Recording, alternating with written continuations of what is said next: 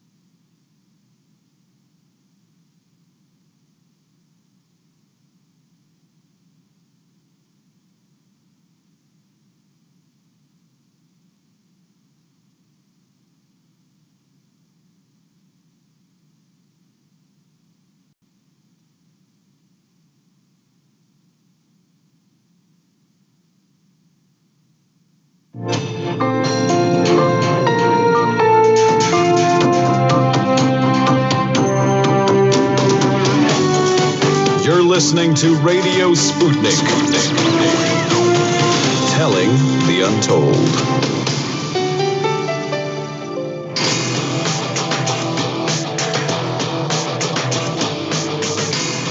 Fault lines.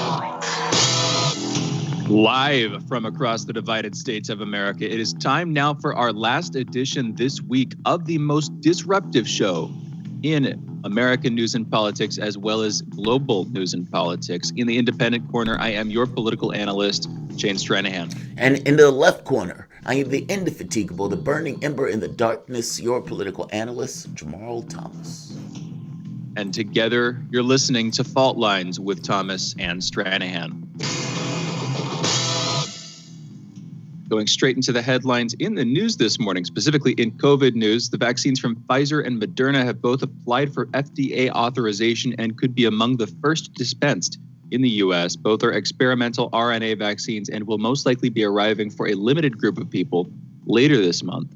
Another vaccine developed by Oxford University and biotech firm AstraZeneca has not yet proven as effective as the other two, researchers announced last week. It's likely that Oxford's vaccine, as well as a handful of others not far behind it, will also seek FDA authorization in the coming weeks and months. Novavax's vaccine, which some are calling the most promising of the bunch, is currently on hold, but the company says it's still moving ahead with planned phase 3 clinical trials. Pfizer, if authorized, expects to produce up to 50 million doses in 2020 and 1.3 billion in 2021. Moderna plans to ship 20 million doses in 2020 and another 500 million to 1 billion in 2021 if authorized. With over 330 million people in the U.S. alone, not everyone will be able to get a vaccine at once. The first doses to reach the market will likely go to employees and residents of nursing homes, as well as frontline healthcare personnel, followed by essential workers, people with underlying medical conditions, and older adults. And then, according to Fauci, from a little while back now, he was saying April is when he would expect a sort of wider rollout for, the vaccines to be available to basically anybody who wanted them. You go down to your pharmacy, whatever, your neighborhood store, you can get those. That seems like the likely early date at this point. In other COVID news, in light of the COVID-19 transmission risks associated with large gatherings without social distancing, Airbnb is making its stance known regarding New Year's Eve parties by warning users now of the consequences of those parties.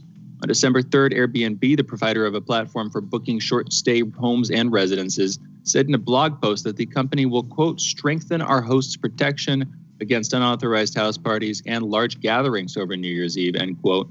The changes impact users in the U.S., UK, Canada, Mexico, Australia, France, and Spain. Now, any guests without the backing of positive review histories will not be able to book entire homes on New Year's Eve. However, anyone with positive review histories will not be restricted, and one-night reservations that have already been booked will be honored. When bookings are made, customers must agree to Airbnb's parties and events policy, which has already been banned parties and events indefinitely until further notice. The policy has enforced an occupancy cap of 16 people on rentals. Those who circumvent Airbnb's attempt to stop large New Year's Eve gatherings could be suspended or removed from the platform and may also face legal action from the company. I just want to point briefly out at least one thing, maybe two things here. One thing, 16 people, that's their occupancy cap on rentals. that qualifies, in my opinion, as a party or an event. If you have more than like 10 people, even like 8 people, something like that, I don't know. Different people, depending, I guess, on how extroverted you are going to have different definitions here. But if you got like 15 people renting out a place and you're all hanging out, that approaches, if not passes, the definitional line of a party. What's your take, Jamarl? That does cross the definitional line of a party. I mean, this might just be the way somebody tries to explain it, I suppose. I got to be honest, though. I don't blame Airbnb for this. They don't want to be super spreaders. And they're like, all right, we need to do something. Because they're right. People can have these parties in Christmas or New Year's Eve. They can be barn burners, and they can be using Airbnb explicitly for it. They don't want to be super spreaders. I don't blame them. But I don't know, like you said, the definition gets a little slippery, put it mildly. It does. Yeah, especially, if you look back at, like, for instance, just take the Spanish flu, that's, widely known as the last global pandemic, the last pandemic as such. It had the first peak the first year, and then in the second year, it really killed a bunch of people. And as far as I can tell, a large part of why it killed a bunch of people is due to holiday gatherings. It's due to like large Christmas gatherings, New Year's Eve gatherings, etc., sort of celebratory gatherings where people thought they had got over this thing. You're kind of rejoicing, hanging out. And then, early next year, a bunch of people started getting critically ill and dying.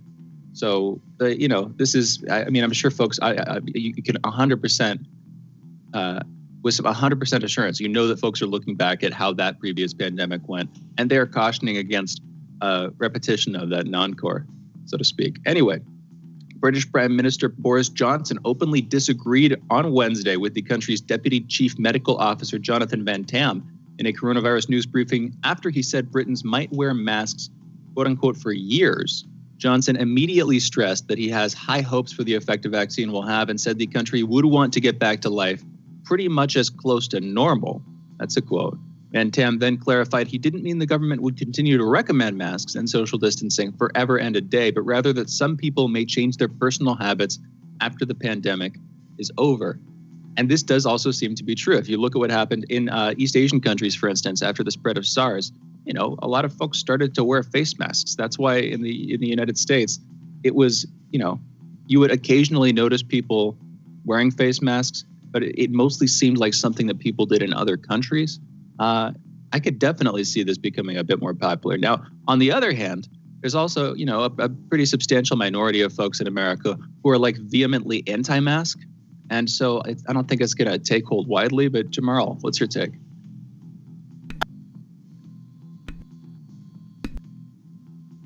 This country has a weird anti-mask streak. Like where it's like, you're treading on my liberty, you're treading on my liberty. So we have that going on. But I got to be honest, at this point, with the numbers going up, I have a hard time believing people are going to balk at that. Like, 2,700 people died the other day. Do you really look at that number and say, complain about the mask? Some people will. But I don't think the majority will. I hear you on that one. Anyway, next headline here. Got a bunch to go through still. The Trump administration on Wednesday issued new rules to curtail travel to the United States by members of the Chinese Communist Party and their immediate families. The policy shift immediately limits the maximum validity of travel visas for the party members and families to 1 month and a single entry. Previously, party members like Chinese citizens could obtain U.S. visitor visas for up to 10 years. Again, from 10 years down to a maximum of 1 month. China has about 92 million Communist Party members. The new guidelines will let U.S. officials determine someone's party status based on their visa application, interview, and understanding of the party, which will likely affect China's top government and business leaders rather than the millions of other lower-level members. Jamarl, as a traveler particularly, I've thought about going to China at a couple of different pivotal points in my life, and I'm pretty concerned that they're going to do a tit for tat and shorten America's visa stays. So just from that end alone, geopolitics aside, I'm a little bit hesitant about the U.S. doing this. Of course, there's plenty else to complain about here. What's your opinion? Yeah, what do you think? I feel the exact same way. Like, there's several. Look, when I remember when your dad was here, I was like in Czech Republic and all of these other countries. We're just kind of hopping around the world when my wife and I were doing our around the world trip. I love traveling. Love it with a passion. And so, even one of the perks of this job was that different locations where we have reporters, like in Britain, in the UK, we're going to have a report today from Garland from Venezuela. That's going to be amazing. And so, like, it's a little weird, and I got to be honest, like you said, dispiriting. Dispiriting may be the wrong word for it. Unfortunate is a better word for it. That this tit for tat may start. I would like to go to China. I would like to go to Russia. I would like to go to, pretty much every country on the map, give or take war zones. So yeah, it's unfortunate that this is taking place. I wonder if the Biden administration is going to try to roll this back. I mean, really, a lot of what we're talking about in terms of U.S. politics, and specifically in terms of the relationship between the U.S. and China, is under the extremely muddied relationship created by a Trump administration with the trade war and everything else. This is a long-term rivalry that at least that's the U.S.'s perspective. And so I don't see the Biden administration completely letting up here, but I could see them trying to roll back some of this stuff. And I could see that, with coming pretty quick here, but we'll see what China does in response. We'll see what happens. This is going to be I can see Biden rolling back some of it, but I can also see Biden doing what he did with Iran and taking Trump's position as a pivot point to get whatever he wants out of it. Yes.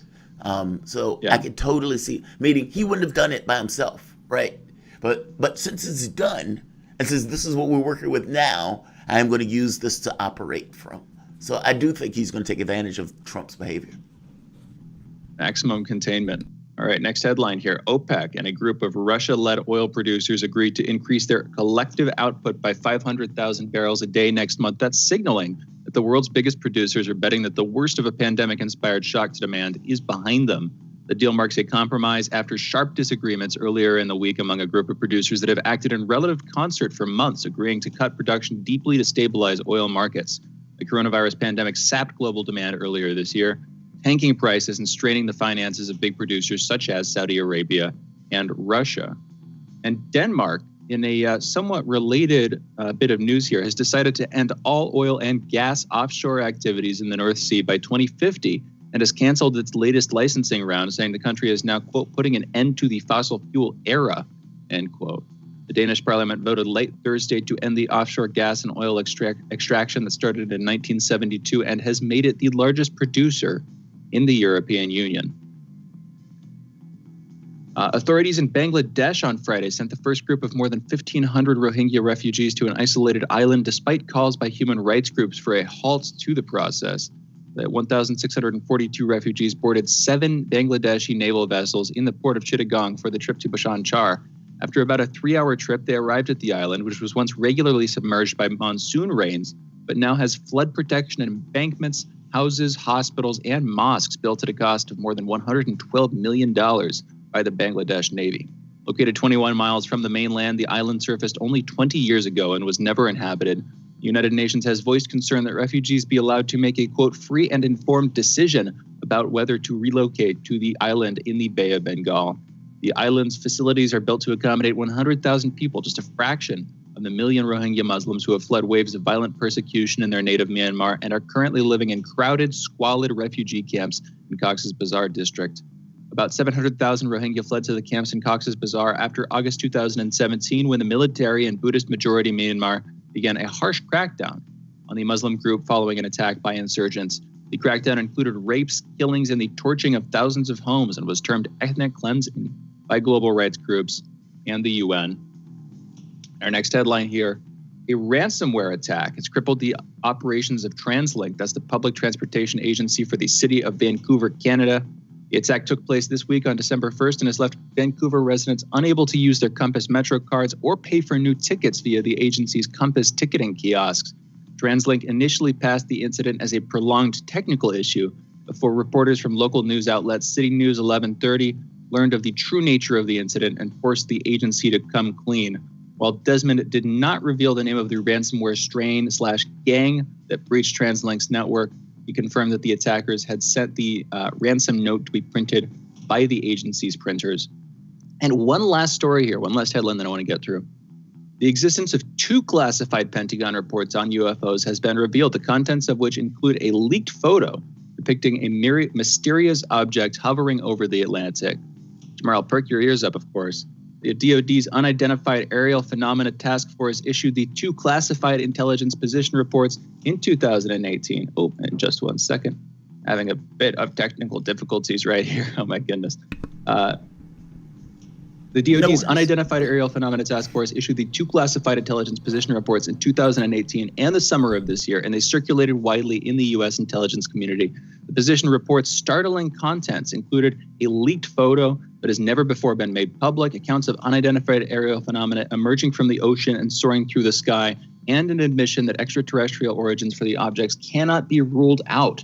These revelations are extraordinary and give the public a genuine peek behind the curtain when it comes to how the U.S. government is handling the UFO issue. That's according to Nick Pope, who investigated UFOs for the UK Ministry of Defense. I quote from him a little bit more here. What this new information does is confirm that the U.S. government is taking the UFO phenomenon more seriously than ever before. I anticipate further revelations shortly, end quote. And with that, those are headlines. You're listening to Fault Lines with Thomas and Stranahan. And you know what? We're going to go into a break. We're going to go into a quick break here. Jamarl, normally I would turn to you for your opinion on this one. We've got a special guest coming up on the other side of this break. We have Garland Nixon coming to us from Venezuela. I want to go out, make sure we have time for him. You're listening to Fault Lines with Thomas and Stranahan. We'll be back on the other side of this break. Fault Lines. Radio Sputnik. We speak your language. Find us at SputnikNews.com. Are you bored? Are you lonely?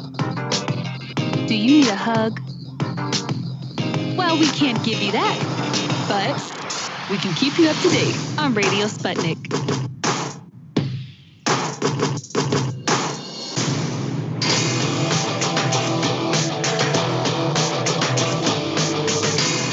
Fault Lines. Live. Welcome back to Fault Lines. My name is Jamarl Thomas. I'm joined by my co-host Shane Stranahan, coming to you live out of our station in D.C. Joining us for a special report from Venezuela. Typically, you would have my monologue here, but we're bringing in Garland Nixon. Garland is host of the shows on Radio Sputnik. He's former host of Fault Lines. So let's go to Garland. Garland, what's going on, man? Good morning, gentlemen. Wonderful to hear from you. So you are in Venezuela. You guys hearing me good? Yeah, I can hear you. You're in Venezuela. How did that happen? Well, I'm actually here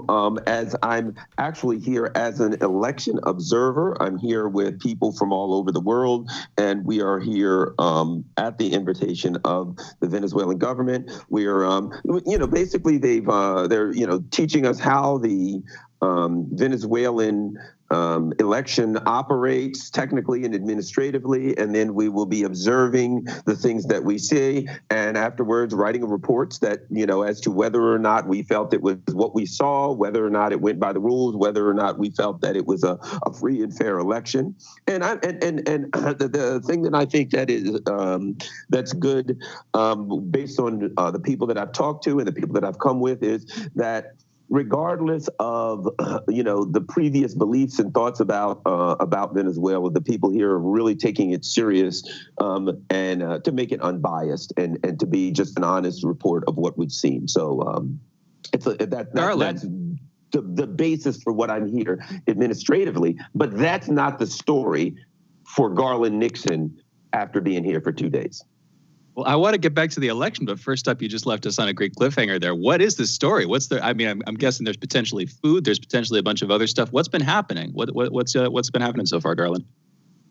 The story is sanctions. Really, it's sanctions. It is, anything that you see, that you read about versus when you see it. You hear about sanctions, you read about sanctions on other countries, and they're in the abstract. And then you get here and you talk to the people and you get around people. And these are just people. They're beautiful, wonderful people.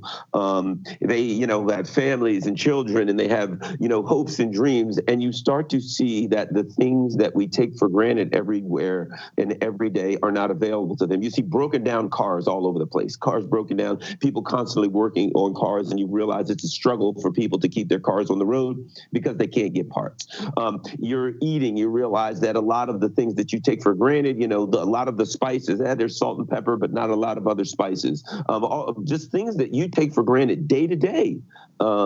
Is not available to the Venezuelan people, has not been available for a long time. And I realized, my God, Cuba's been going through this for decades. You start to see personally these things, and I realized, no wonder the government doesn't want people going to these countries, in the same way that a man who beats the living crap out of his wife doesn't want her going around telling everybody how bad he beats her, or everyone looking at the bruises. It'll have an effect on you. You can't look at this and come back and say, well, we're a great, nice nation, we're benevolent, and everything's okay. You come back with this cloud over your head and a certain feeling of guilt, almost like a survivor's guilt kind of thing.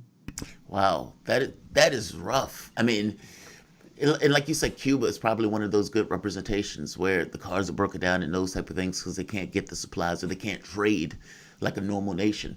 But Obama said they were a national security threat, and so, we have to punish them for something. Trump just upped the ante on what Obama did. How are they handling COVID, by the way? I mean, ultimately, if they're lacking supplies, I would imagine this also goes into the notion of medical supplies, at least what I was reading. How have they been able to handle COVID-19? Well, they may not have the supplies, but they seem to have a lot more sense than us, to be quite honest.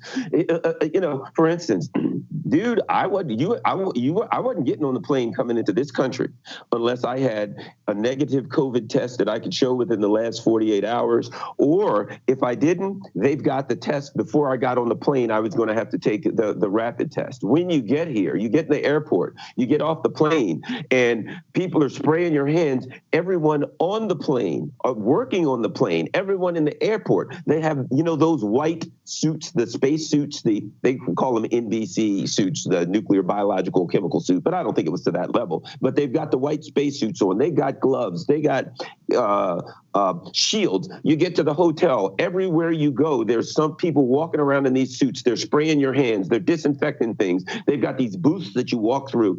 And you start to see that these people take it seriously. And it's like, no wonder they're not having the problems. I don't know, maybe the isolation has something to do with it, but they may not have the money, but in their day-to-day activities and how they treat the potential for infection, you understand why they don't have the problems that we have, because they're really serious about it here. Yes, you coming to Venezuela as an American, both in terms of COVID, in terms of the disparities between how they're handling it, and I'm sure global perceptions of how America has handled the pandemic so far, both that and in terms of the sanctions that you were talking about. How are people treating you as an American? What are their perceptions seem to be? How have you been received so far, Garland?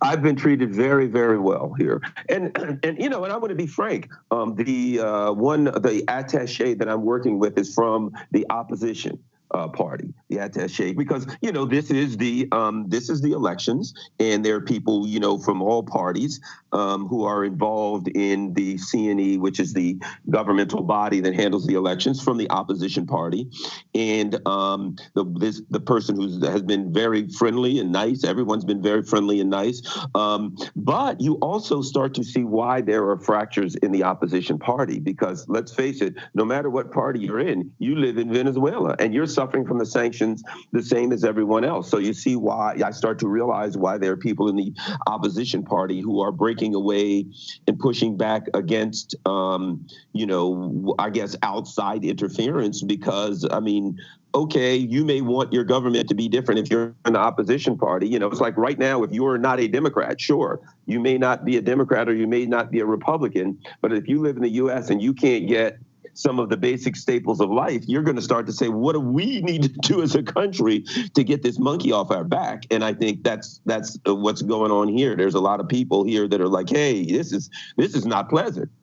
And but what keeps hitting me is, my God, Cuba's been going through this for 70 or 80 years. We're doing this to countries, and Americans are back home like, hey, I wonder, I'm going to go for the Democrats because they're good. No, the Republicans because they're good. And you're like, the people in other countries are like, man, you guys are beating the crap out of us. What's up with that? There ain't no Democrats or Republicans in the United States if you're in a country under sanctions. There's just the United States beating up on you. Well, yeah. I mean, what did Nancy Pelosi do? She welcomed Juan Guaido. And interesting, where she says, this is the guy we're considering president. Like, there was this acknowledgement that... I went to... go ahead. I went to the areas where, one of the areas where, and they said this is an area where, we drove through it. And some of the people told me this is an area, it's more of an opposition. They didn't say anything, but this particular area, there are a lot of more people who would be in the opposition party, et cetera. And here's what I realized. They got money.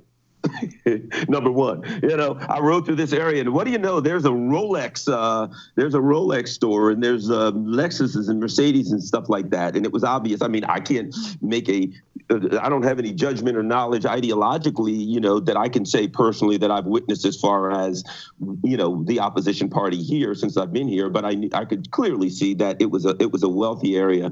When you go through the poor areas, a lot of the poor areas, you see murals and signs and things that are about Simon Bolivar or Chavez or Maduro, the poor areas. It's obvious where the politics are, that, the politics here are very much colored by people's economic situations. At least that's what it appears to be to me. That seems to be matched the world around. Now, here's the thing. You're there to cover an election. This is on the tails of catastrophic. It's it's not as bad as it could have been, I suppose, but it's still a pretty bad election in terms of not just how things went, but how the whole process has gone, how contested it's been. Worse in a lot of ways than 2016, and arguably those are the two worst elections in recent history for most folks. I'm curious, what is it like for you there in Venezuela? And I'm also curious, more generally, what is the process there? You're covering an election. You're an election observer. What does that look like when you say those words? How do you fill that role, Garland? A couple of things. Number one, you see that they have a single governing body here that is part of the government that has, all parties can be involved, and this governing body handles all of the elections. So it's all under one umbrella. They explain to us, they can clearly explain to us how the process works. We saw the voting machines. We get to see them. They seem to be newer and better. Interesting. But at any rate, so it is a process that's pretty easy to understand, and it's under one particular organization, as opposed to, kind of in the U.S. where every state and oftentimes every county, every municipality is doing it differently. So it's easy to understand. It seems well organized. It seems quite easy to navigate, to be quite honest. And so what they do is they bring you in and they explain it to you, and you have all kinds of documentation to review so you can understand how their system works. Their election system works, and then they're going to take us around to various things. Today, we're going to learn some things about the voting machines and just different things that they do. So you understand it, and then you go around and you watch people vote, and you're going to go to voting booths and polling places and all kinds of things like that in different areas, whether it's opposite. We're going to go to the opposition areas. We're going to go to the areas where the incumbent party is. So it seems so far pretty open and clear. And I see people from all over the world, Africa, Iran, you name it here. Oh, basically observing the elections themselves. Yes. That's it's like an international force group. And so you're saying that they have basically an international body that oversees the election to ensure the integrity of the elections. What about claims about the Cubans and the Venezuelans and the ghost of Nicolas Maduro? The ghost of Hugo Chavez. I get them, all of these claims mixed up. Mm-hmm. But what about all of the communists being involved in the voting scam, and that the voting system, Dominion, was working with the communists in Venezuela to create a voting system where they can cheat and rig the system, etc. You're in Venezuela. What have you either heard about those claims from the people around you, or what? Just based on what you've seen from the standpoint of the voting machines, have you?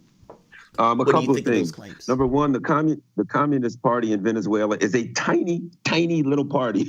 A very, it's kind of like the Green Party. And right now, the Communist Party is complaining. They're griping, saying they're being oppressed or something. But there's a lot more to the story than that. Apparently, the Communist Party's leader was in trouble. Somebody's been one of the Communist Party leaders been literally accused of killing someone. So they're claiming they're being oppressed, but when you look into it, there's a lot more to it than meets the eye. There has been some problems. But again, when you say the Communist Party in Venezuela, it's a tiny little party. It's not, it's like the Green Party basically in the U.S. So anyone who thinks the Communist Party runs Venezuela knows nothing about Venezuela. It does in the same way that the Green Party runs the United States. The funny part about that, it's kind of like just because they're small, Garland, doesn't necessarily mean they're not super active. Just like the $45,000 that went into those Facebook and Twitter ads after the election that got, Donald Trump elected, just because it was a tiny amount of money. Like Jill Stein worked with Putin to get Trump elected, right? Right. All right, let's do this. Let's take a break. You guys are listening to Fault Lines with Thomas and Stranahan, the voice that is in your ear right now. Garland Nixon, Sputnik political analyst and co-host of The Critical Hour and The Critical Hour Extended, airing Monday through Friday from 6 to 8 p.m. Eastern, right here on Radio Sputnik. You guys are listening to Fault Lines. We'll be back in a moment.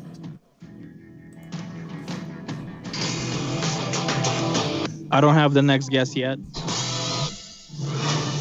You're listening to Radio Sputnik. By Any Means Necessary is your guide to the movement and efforts shaping the world around us, from mass incarceration. No longer am I interested in or concerned with prison reform. I am interested only in the eradication of prisons. To the battle between police and water protectors. It was a pretty punishing disregard for the sanctity of human life, that unleashing water cannons on peaceful, prayerful water protectors. From efforts to protect the environment. The climate movement is ready to, with plenty of opposition research and force and strength, along with, the right of both science and morality, to fight them on this. To the movement for Black lives. When I first saw the Michael Brown video, when I saw that it clearly contradicted the narrative put forth by the Ferguson Police Department and by police supporters in general, 3 words came to mind. Color me shocked. Stay tuned to By Any Means Necessary, 5 days a week here on Radio Sputnik. We are talking 24 hours a day, 7 days a week. You are listening. We give you the most essential out of the endless information space. Radio Sputnik, telling the untold.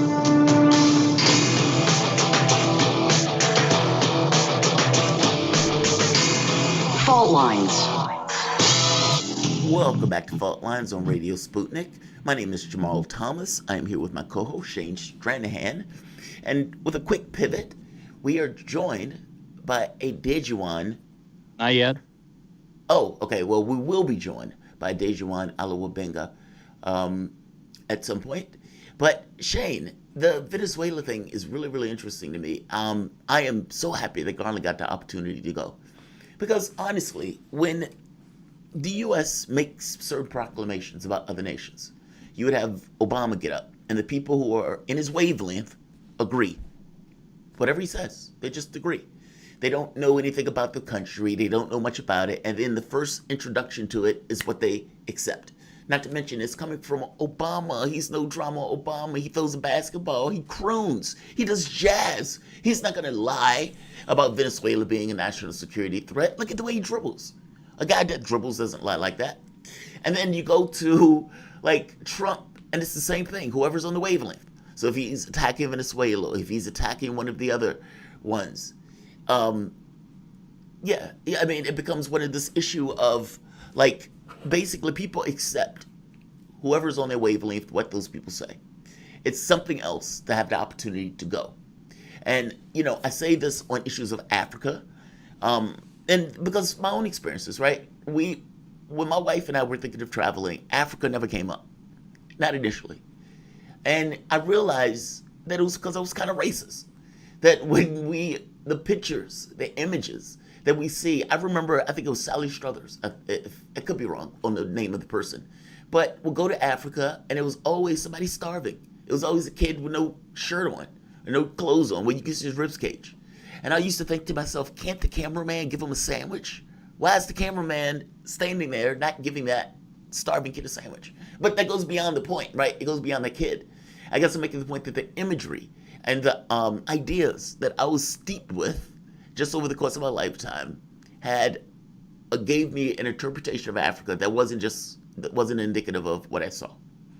And it's like when you go there, it is different. When you go to Muslim countries, it's different. You get a different analysis of the stuff. When you're talking to people and you're realizing, oh, that guy's like me. And we're dropping bombs here. We're dropping bombs on guys like that who are kind of like me. Like, it's an eye-opening experience. That's all. That's why I'm happy he's able to go and he's happy to make this report. My opinion changed when I went there. Be it Kenya, be it the Middle East, you just get a better understanding of that stuff. And so it's like, I appreciate being on a radio station that does that. God, I love that. I love that. Because mainstream media would never do that.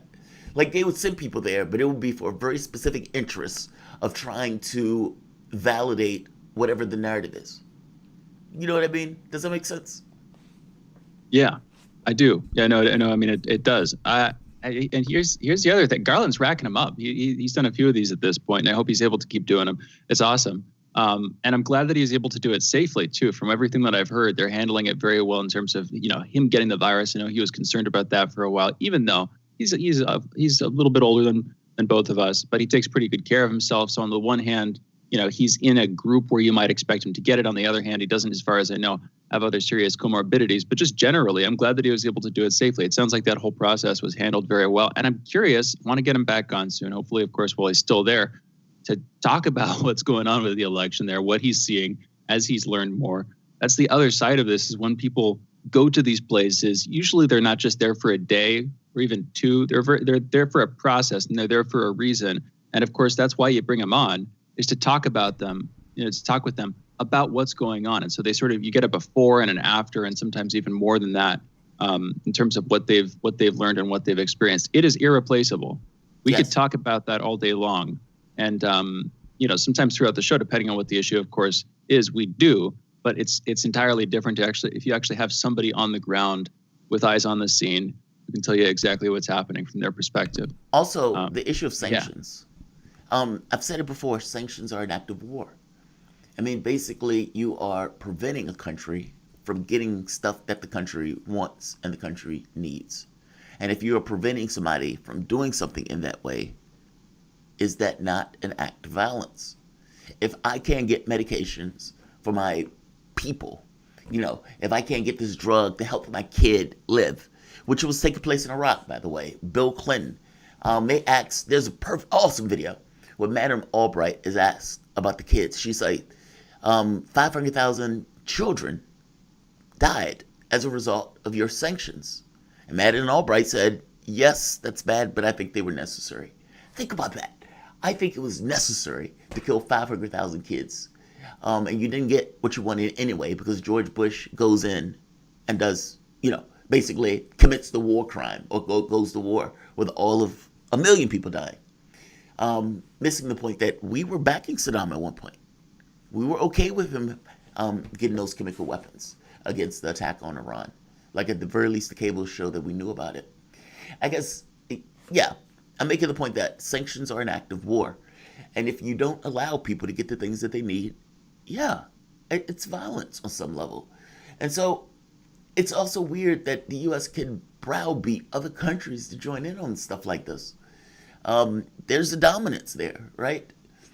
But it's interesting to hear their perspective of us, considering everything that we're doing. So I'm glad Garland can go safely, man. It's really good to hear that. And I do think it's informative for people to hear about the things that they're missing as a result of government action. Yes. Yeah. You mean in terms of, well, from what he was saying, personally, he gets to see it. It's one thing to hear about it in the abstract, but if you get to see it in person, it kind of shakes you and it makes you reconsider things, and it possibly changes the types of questions you're going to ask about, not just what the causes are, but what's actually happening, what its impacts are. It just gives you that perspective. It's an irreplaceable opportunity in some sense. Definitely. And you're talking about war, the warlike nature of this stuff. What were we going to say there, Jamarl? Well, I was going to say, we were bringing our guest on to talk about Boko Haram. And, there's an article recently, just the other day, there was all of these killings in Nigeria. And it was like, okay, Boko Haram was accused of this. Well, at this point, they've owned it. Boko Haram, Nigeria, Boko Haram killed 76 farmers in Borno State. Boko Haram has admitted to killing scores of rice farmers in northern Nigeria. The terror group has said the attacks were carried out in retribution for farmers cooperating with the Nigerian military. Now, the other day, I was in the car and I was telling my wife this. Now, my wife doesn't necessarily like to hear these stories, meaning she doesn't like for me to give the entire rundown on the news, but I do it anyway. She needs to be informed, and so, I do the news for a living, so this is just kind of the consequence. And when we were talking about this, I was making the point to her that when you hear stuff like this, it sounds like this is insane behavior. And you think to yourself, why would somebody do it? Because to me, there needs to be a reason for this. Like, whether the justification is good or bad, people typically give some justification, some reason why they do X or why they do Y. And I was curious about hearing their reason and a justification for it. I mean, even ISIS, the extreme behavior or putting a man in a cage and putting him underwater to drown or putting him on fire. And it's like, why are you doing that? Because he's an infidel. Okay, that's his reason, right? Everybody, for whatever reason, for humanity, we feel like we need a reason. Whether the reason good or bad. They work with the military. So in their heads, they work with our enemies. So it is fair game for us to do this because we want to stop them from working with our enemies later on. And so extreme behavior is necessary in our military objectives. Oh, man. How do you stop this? Right. I guess that's the thing that comes to mind. Like, how do you fix people in a way where they don't do this? And it's just really just environmental, like inequity, where inequity gets so bad where it pushes people into these extreme acts where, yes, it starts off with this kind of base inequity, but you get overlays, be it religious, be it racial, be it some other things that kind of justify and give context to behavior. Even though at the end of the day, the main reasons almost always end up being some level of power, some level of dominance, some level of territory, some level of basic resources. And I'll just read this part. The Boko Haram jihadi group on Tuesday claimed responsibility for a brutal massacre of farm workers in northern Nigeria over the weekend as the death toll rose to 76. The grim search for bodies continues after the gunmen on motorbikes attacked an area outside of Borno State's capital, Maiduguri,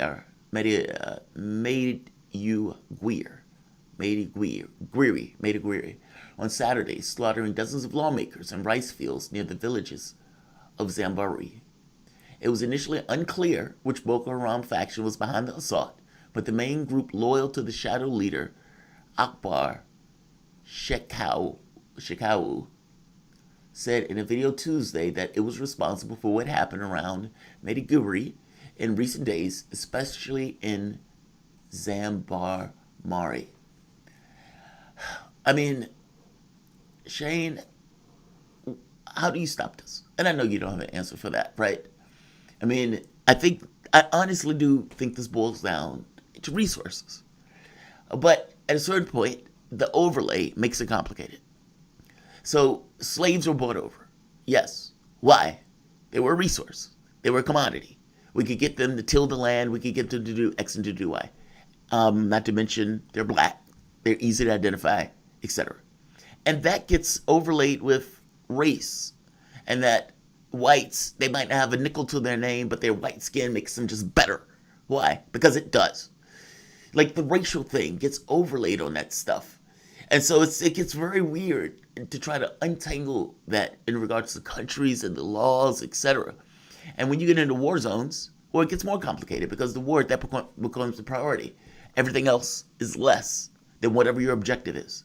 So that means you need to murder 70-something rice farmers just to get them in the mindset that you don't do this. There's a logic to it, right? Unfortunately, that logic to it is grave and gross. And it's the logic of pretty much all war zones. Everything is less than whatever your primary objective is, including human life. I think that's where we are. And unfortunately, these are spots all across the world. It's radical in your head to reconcile you as a farmer doing your job and a man on a motorcycle murders you or murders your kid.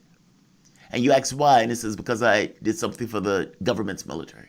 Or they believe I did something for the government's military.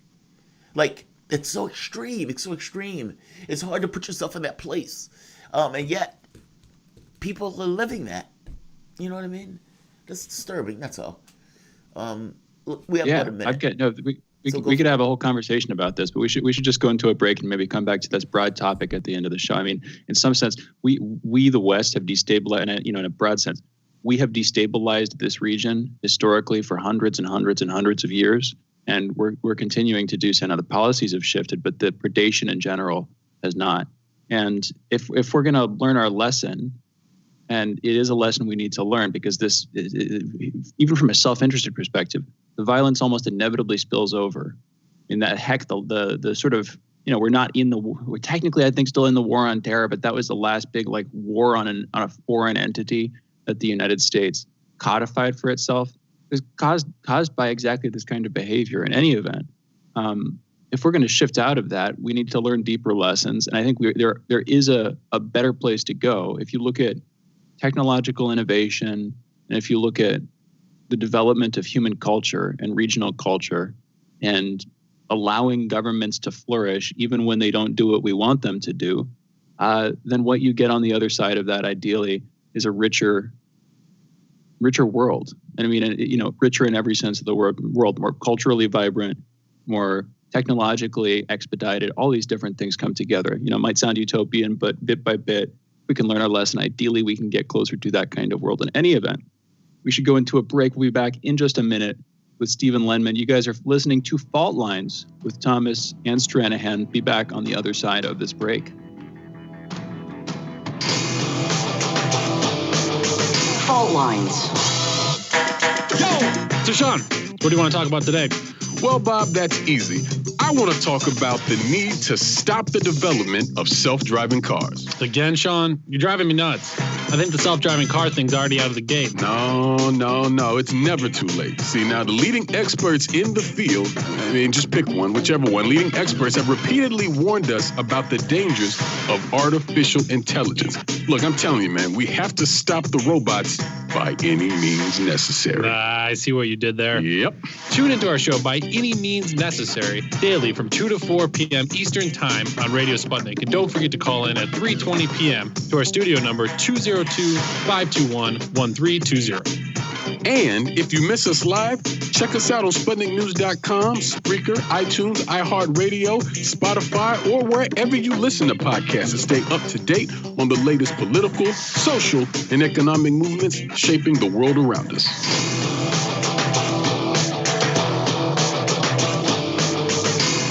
Fault Lines.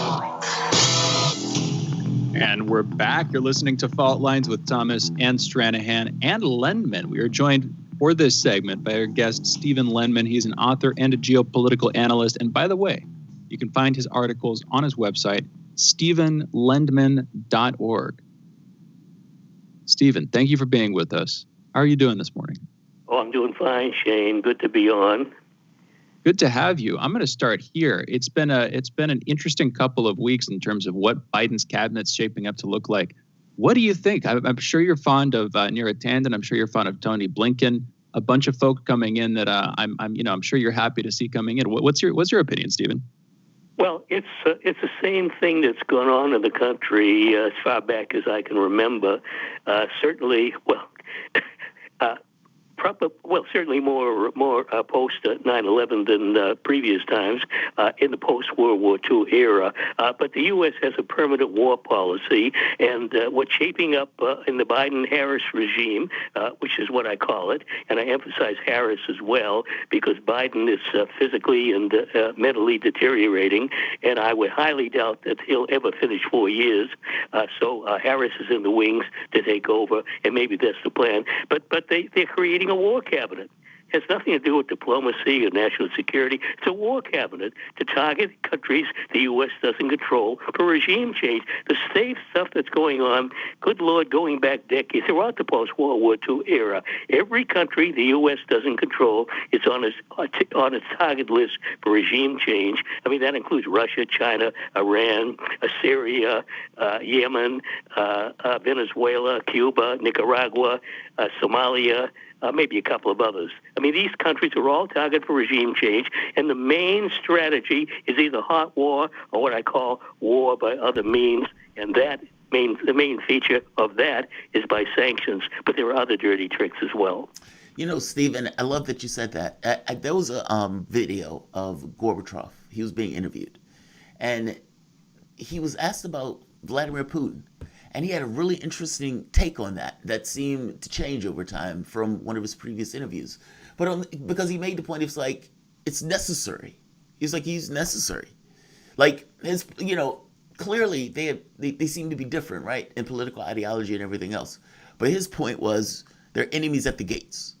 And there are people trying to undermine the country. There are people trying to basically, NATO's getting closer to our borders, destabilization in the Ukraine, potentially dirty tricks in Belarus, unknown influences maybe in some of the other areas that create destabilization.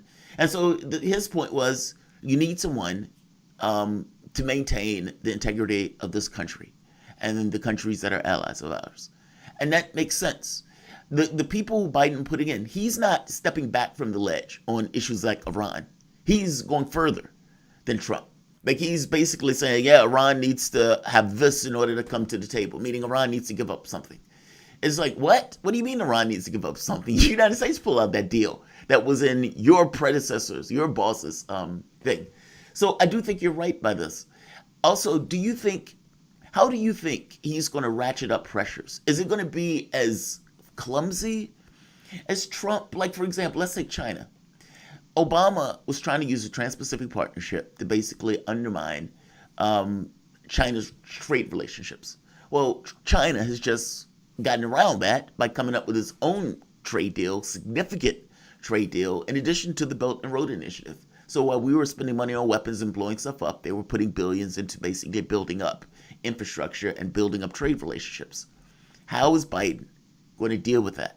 Because that is going to be a big feature in terms of China's development and economic progress, and whether or not the U.S. is going to try to take steps to curtail it.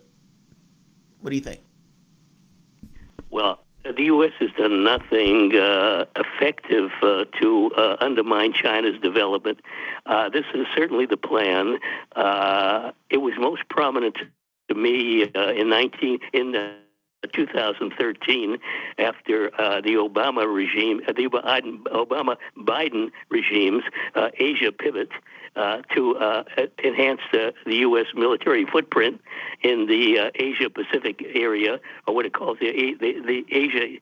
The Indo-Asia area, or the Asia, I think the Indo-Asia area, they include India in that part of the world, which of course it is in that part of the world. China is growing. China is developing its economy. The U.S. is developing its weapons and enriching its already super rich people. The U.S. economy is floundering. There's a situation of economic collapse that's ongoing, with millions of people in the country unemployed, no prospect of their getting employment. I mean, every week, for the 37th straight week, I just spotted this, and I'll mention it in an article I haven't written yet, but for 37 straight weeks, over 1 million working-age Americans have applied for unemployment benefits. Over 1 million. 37 straight weeks, began in March. It's still going on as we're getting near the end of the year.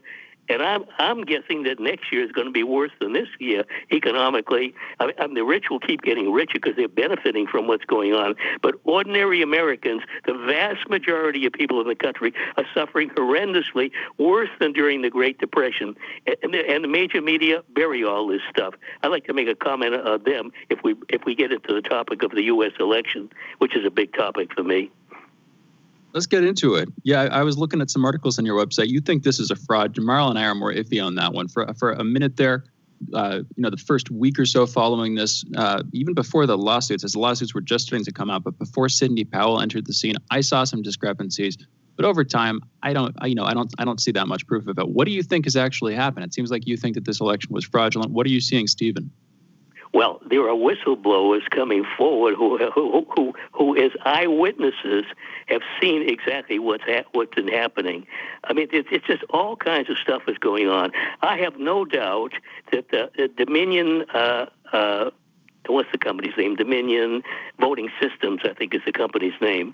Their machines are used in at least 28 U.S. states. So over half the states used Dominion systems. The key swing states, they used in those, mainly Pennsylvania, Georgia, Michigan, Wisconsin, Nevada, Arizona. They used Dominion systems.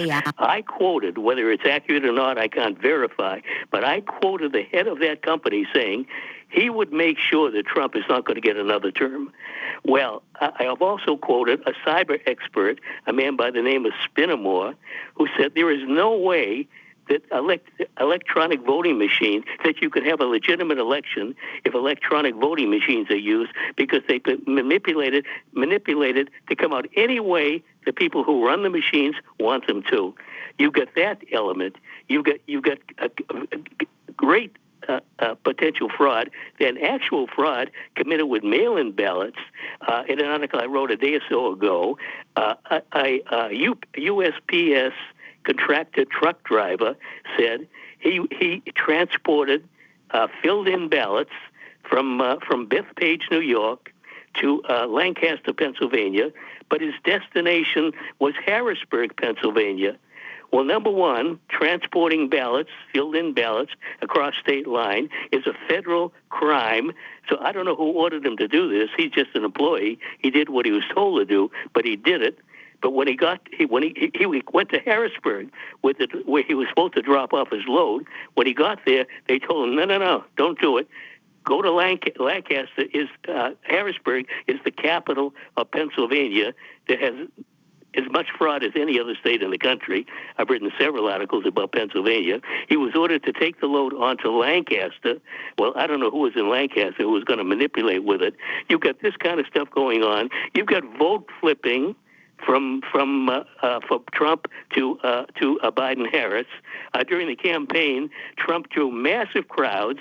Biden didn't even get out there that much, but when he did, he drew very sparse crowds, very small, sparse numbers of people coming out. You've got all the details about fraud apparently are in the material that may end up in the Supreme Court, and a good deal of this stuff I don't think has come out. But there's been a lot that has come out that really indicates that there's been tremendous fraud in the election.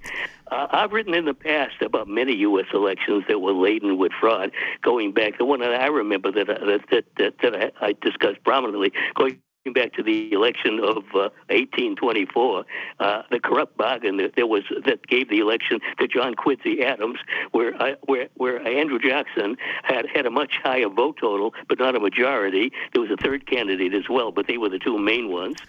And John Quincy Adams became the president, a one-term president. Then 1828, Jackson ran again and won. Well, Stephen, real quick, I don't think anybody doubts. I mean, historically, yes, I agree with you. It's fraud can happen. And I know we have this thing in our country where we don't necessarily like to impugn the integrity of our elections.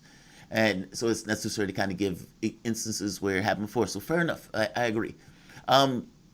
Trump has lost like 1 in 48 lawsuits. And if this ubiquitous fraud was there, why can't he prove it in a court of law? Why can't he get this stuff across when people are actually looking at it? Also, I did a video on one of the witnesses that they had at the conference, Melissa Caron. She looked like she was inebriated. at that conference. Giuliani had to even shush her because she was attacking one of the lawmakers.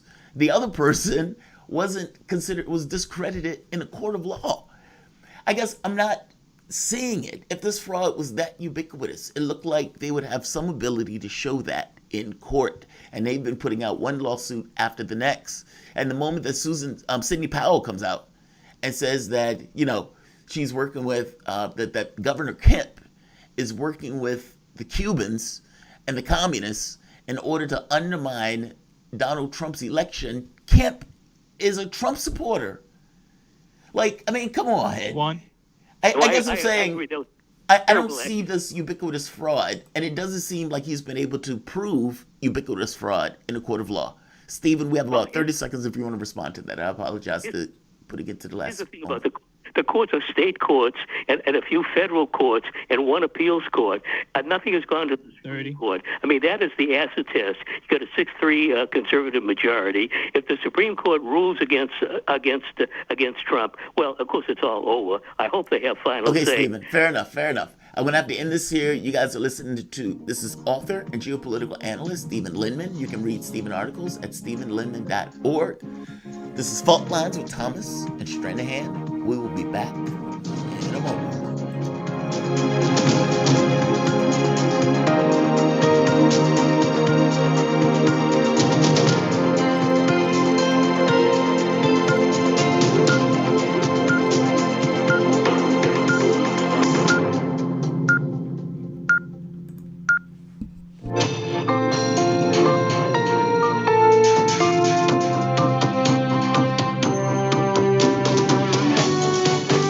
Listening to Radio Sputnik. Telling the untold.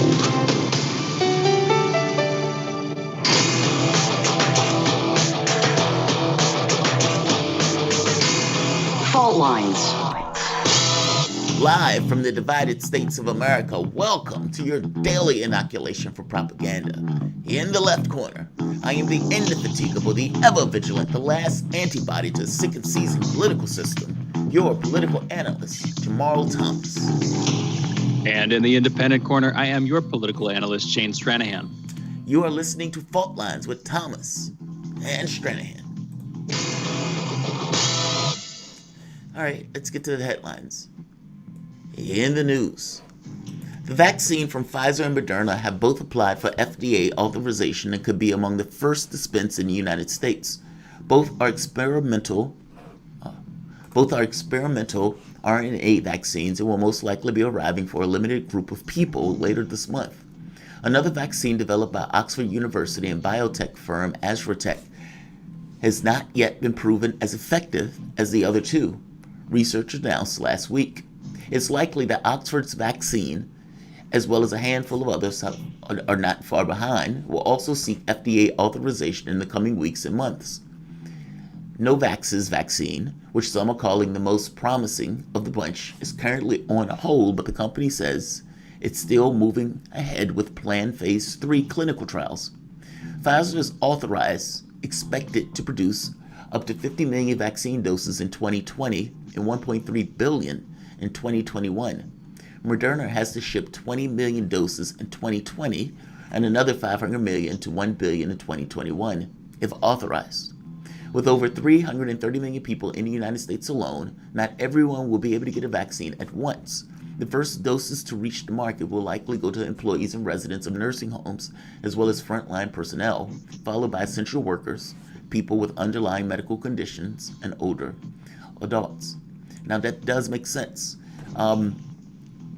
Look, the truth of it is 42%, at least I think by August, give or take, of the people who were infected were nursing homes.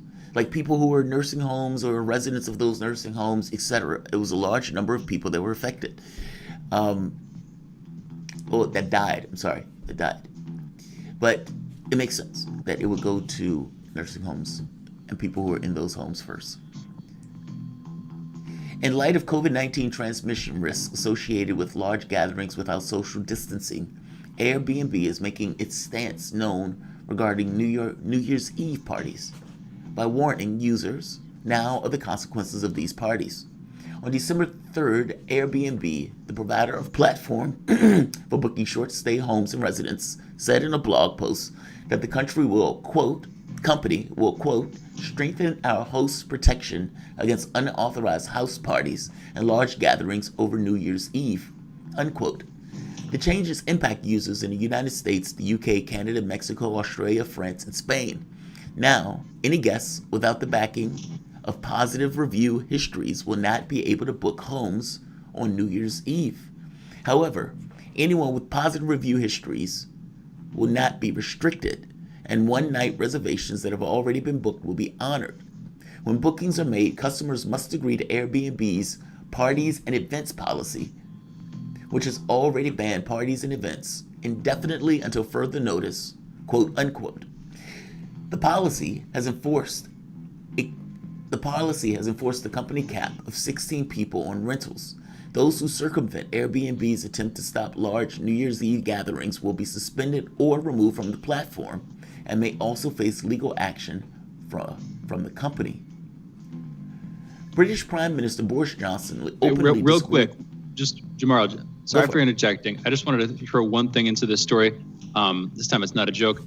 Airbnb is having an IPO this next week. So like Wednesday, they're going to be pricing it. This is all reported. Wednesday, they're going to be pricing it. Thursday, they're actually going to like put the stock up for sale in the market. Just throwing that in there. And engineer Andre, he's the resident investor in the little organization here, as far as I know. You know, just something to be aware of. They're putting out their IPO. I'm just pointing out also the timing of this in the pandemic. It's interesting. I'm sure they need money right now, so everything is slowed down. And they're probably right in thinking that a lot of folks are going to look at this and think, okay, I can buy the shares for relatively cheap right now. You know, the next little bit's going to be crappy for Airbnb. But the assumption, of course, is that after the pandemic's over, you're going to see a surge in people wanting to use the service, and so the price is going to go back up. I think that's how it's going to go. I'm not a stock investor. I'm not a speculator. Just throwing in my commentary. Anyway, Jamarl. No, that's good news. I mean, that's good information. Like, I don't invest in Airbnb. And I would imagine they got slaughtered recently, you know, just from the standpoint of business and everything else. But yeah, you're probably right. They're probably thinking with the vaccine, things are going to go back to normal. Stock price. Yeah, I can see that. Let's see. Oh, Boris Johnson. All right, so British Prime Minister Boris Johnson openly disagreed Wednesday with the country's Deputy Chief Medical Officer, Jonathan Van Tam, in a coronavirus news briefing after he said Britons might wear masks for years. Johnson immediately stressed that he has high hopes for the effect of a vaccine, the effect the vaccine will have on the country, and said he would want the country to get back to life, quote, pretty much as close to normal, unquote. Van Tam then clarified he didn't mean the government would continue to recommend masks and social distancing forever and a day, but rather that some people may change their personal habits after the pandemic is over. You know, it's funny. It's amazing how right-wingers want to... It's almost like they use hope as a drug. Like, it's like, hey, no, we want high hopes. And if you remember, Donald Trump was saying something similar when the virus was first hit. He was like, he acted as if everything is great. We're going to do Easter. We're going to be in church. We're going to do all this. When the reality of it is, he knew back in February that wasn't true. And yet, this is the, you know, it seems that this is one of those, you know, don't pay attention to your misery right now. Just pretend like everything is going all right and have high hopes. It doesn't work that way. The Trump administration on Wednesday issued new rules to curtail travel to the United States by members of the Chinese Communist Party and their immediate families. The policy shift immediately limits the maximum validity of travel visas for the party members and families to 1 month and single entry.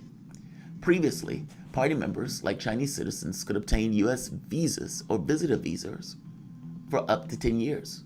China has about 92 million Communist Party members. The new guidelines will let U.S. officials determine someone's party status based on their visa application, interview, and understanding of the party, which will likely affect China's top government and business leaders rather than the millions of other low-level members. You know what? You're right, Shane. This is going to be specific. They're going to carve out certain people who can't travel because the United States is not going to know, I don't believe for a moment, that we're keeping a record of the billion people in China or the 92 million communist members. So ultimately, it's going to be the very specific people who we want to, I don't know, I guess, screw with, to pick at, to, exclude the Chinese government in and of itself. Like, and China is probably going to do something similar. I think you're right. They would have to, right? Probably going to be federal officials or something like that. I mean, the assumption here is that if they do a tit for tat, and if it's proportional, if not to the number of people affected, at least in terms of symbolically or whatever, it's going to be federal employees or State Department employees or whatever, or something like that, or some subset of them. You know what I mean? That would be the proportional thing. It wouldn't be shortening every American's visa getting abilities, but we'll see. We'll see what they do. Hopefully, it would stay tit for tat, and it would be like you said, that basically, okay, you're going to screw with our federal officials. We're going to do this to your federal officials. I mean, especially if China considers himself a peer. Like, it's one thing if I give you an example. I had a friend of mine, him and I used to play chess. And he used to be better at blitz than I was because when we met, he was better at it. Well, I became a monster over the course of that year. And for a while, he would fight hard. Like, he would put his heart into it because for him, it's peer-to-peer combat, and I'm not going to take anything from you in this case. Until he was broken one day. When he was broken, well, it wasn't peer-to-peer anymore. And his responses and everything else was not somebody who was hurt because he lost to a peer. It was more so understood that he lost. And those are different perspectives. I'm making the point that if you're dealing with a peer, it's the same thing applies in a country. How they regard one another as a peer, they want the same respect that they're going to give you. And if you do something to them, it's almost forced for them to just carve out their space and to denote and make a cross or get the point across that we are a peer, to do something as a tit for tat. They have to, otherwise you get the situation where one country just continuously thinks in its head that it can do whatever without a response for the other country, either because it's fearful or either for some other reason. It's almost like a law of the jungle of sorts, and it's unfortunate. But I strongly suspect it will happen, where you're going to get, okay, we're going to stop that guy from coming, and China says, fine, we'll stop that guy from coming. You do 2, we do 2. You do 4, we do 4. It may be just this proportional uptick, just like it was with the sanctions, if you remember. Trump put sanctions out, China put sanctions. And they target the sanctions specifically to hit Donald Trump's base in the Midwest. It wasn't like this kind of just, ham-fisted way of going about it. It was very fascinating, but we'll see. Imagine what would happen if we started giving them gifts. You said if we started giving them gifts? Yeah, if we started giving them diplomatic gifts, and they tit for tatted. Wouldn't that be a much more lovely world to live in, Jamarl? That's my only take. Yes, but if you give them gifts and they are already going past you, you're just going to get them past you faster. The point of it in U.S. policy at this point is to kneecap, to tackle, to hold back the night, to do whatever you can to keep what they realize as an economic juggernaut. I mean, they have 1.3 billion people. What happens when that gets emphasized in regards to this kind of technological capacity? What happens when those people get into jobs of production and manufacturing? What does that mean? And what it means is a juggernaut. I mean, what was the United States production in World War II? And when you're listening to the behind the scenes stuff where Hitler is talking, he's downplaying the strength of that when his generals think he is nuts. And that's with 300 million people. We're talking about 1.3 billion. So, it's just a policy of trying to hold back the night. Yes, we probably could get into a win-to-win, but no, that's not where their head is. So, OPEC and a group of Russian-led oil producers agreed to increase their collective output by 500,000 barrels a day next month. Significantly, the world's biggest producers are betting on the world's of the pandemic's inspired shock to demand is behind them. The deal marks a compromise after sharp disagreements earlier in the week among the group of producers that have acted in relative concert for months, agreeing to cut production deeply to stabilize oil markets. The coronavirus pandemic sapped global demand earlier this year, tanking prices and straining the finances of big producers such as Saudi Arabia and Russia. Denmark has decided to end all oil and gas offshore activities in the North Sea by 2025 and has canceled its latest licensing rounds, saying the country is now putting an end to the fossil fuel era. The Danish parliament voted late Thursday to end the offshore gas and oil extraction that started in 1972 and made it the largest producer in the European Union. Authorities in Bangladesh on Friday sent the first group of more than 1,500 Rohingya refugees to isolated island despite calls by the human rights group for a halt to the process. The 1,642 refugees boarded 7 Bangladeshi naval vessels in the port of Chittagong for the trip to Bishan Char.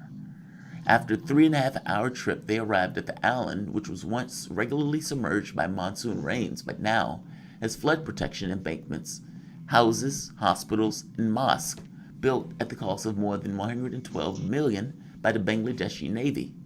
Located 21 miles from the mainland, the island surfaced only 20 years ago and was never inhabited. The United Nations has voiced concern that refugees be allowed to make free and informed decisions, quote unquote, about whether to relocate to the island in the Bay of Bengal. The island's facilities are built to accommodate 100,000 people, just a fraction of the million Rohingya Muslims who have fled waves of violent persecution in their native Myanmar, and currently live in crowded, squalid refugee camps in Cox's Bazar district.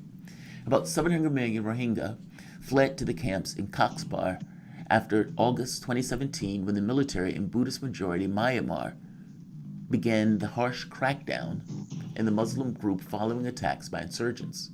The crackdown included rapes, killings, and a torching of thousands of homes and was termed ethnic cleansing by the global rights group and the UN. Those are your headlines. You're listening to Fault Lines with Thomas and Stranahan.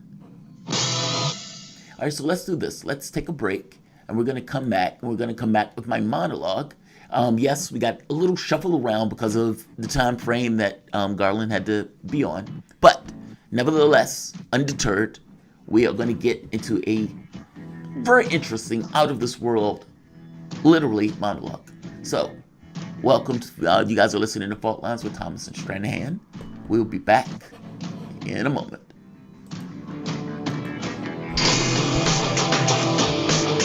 Fault Lines. Want to talk? Get in touch with us at radio@sputniknews.com.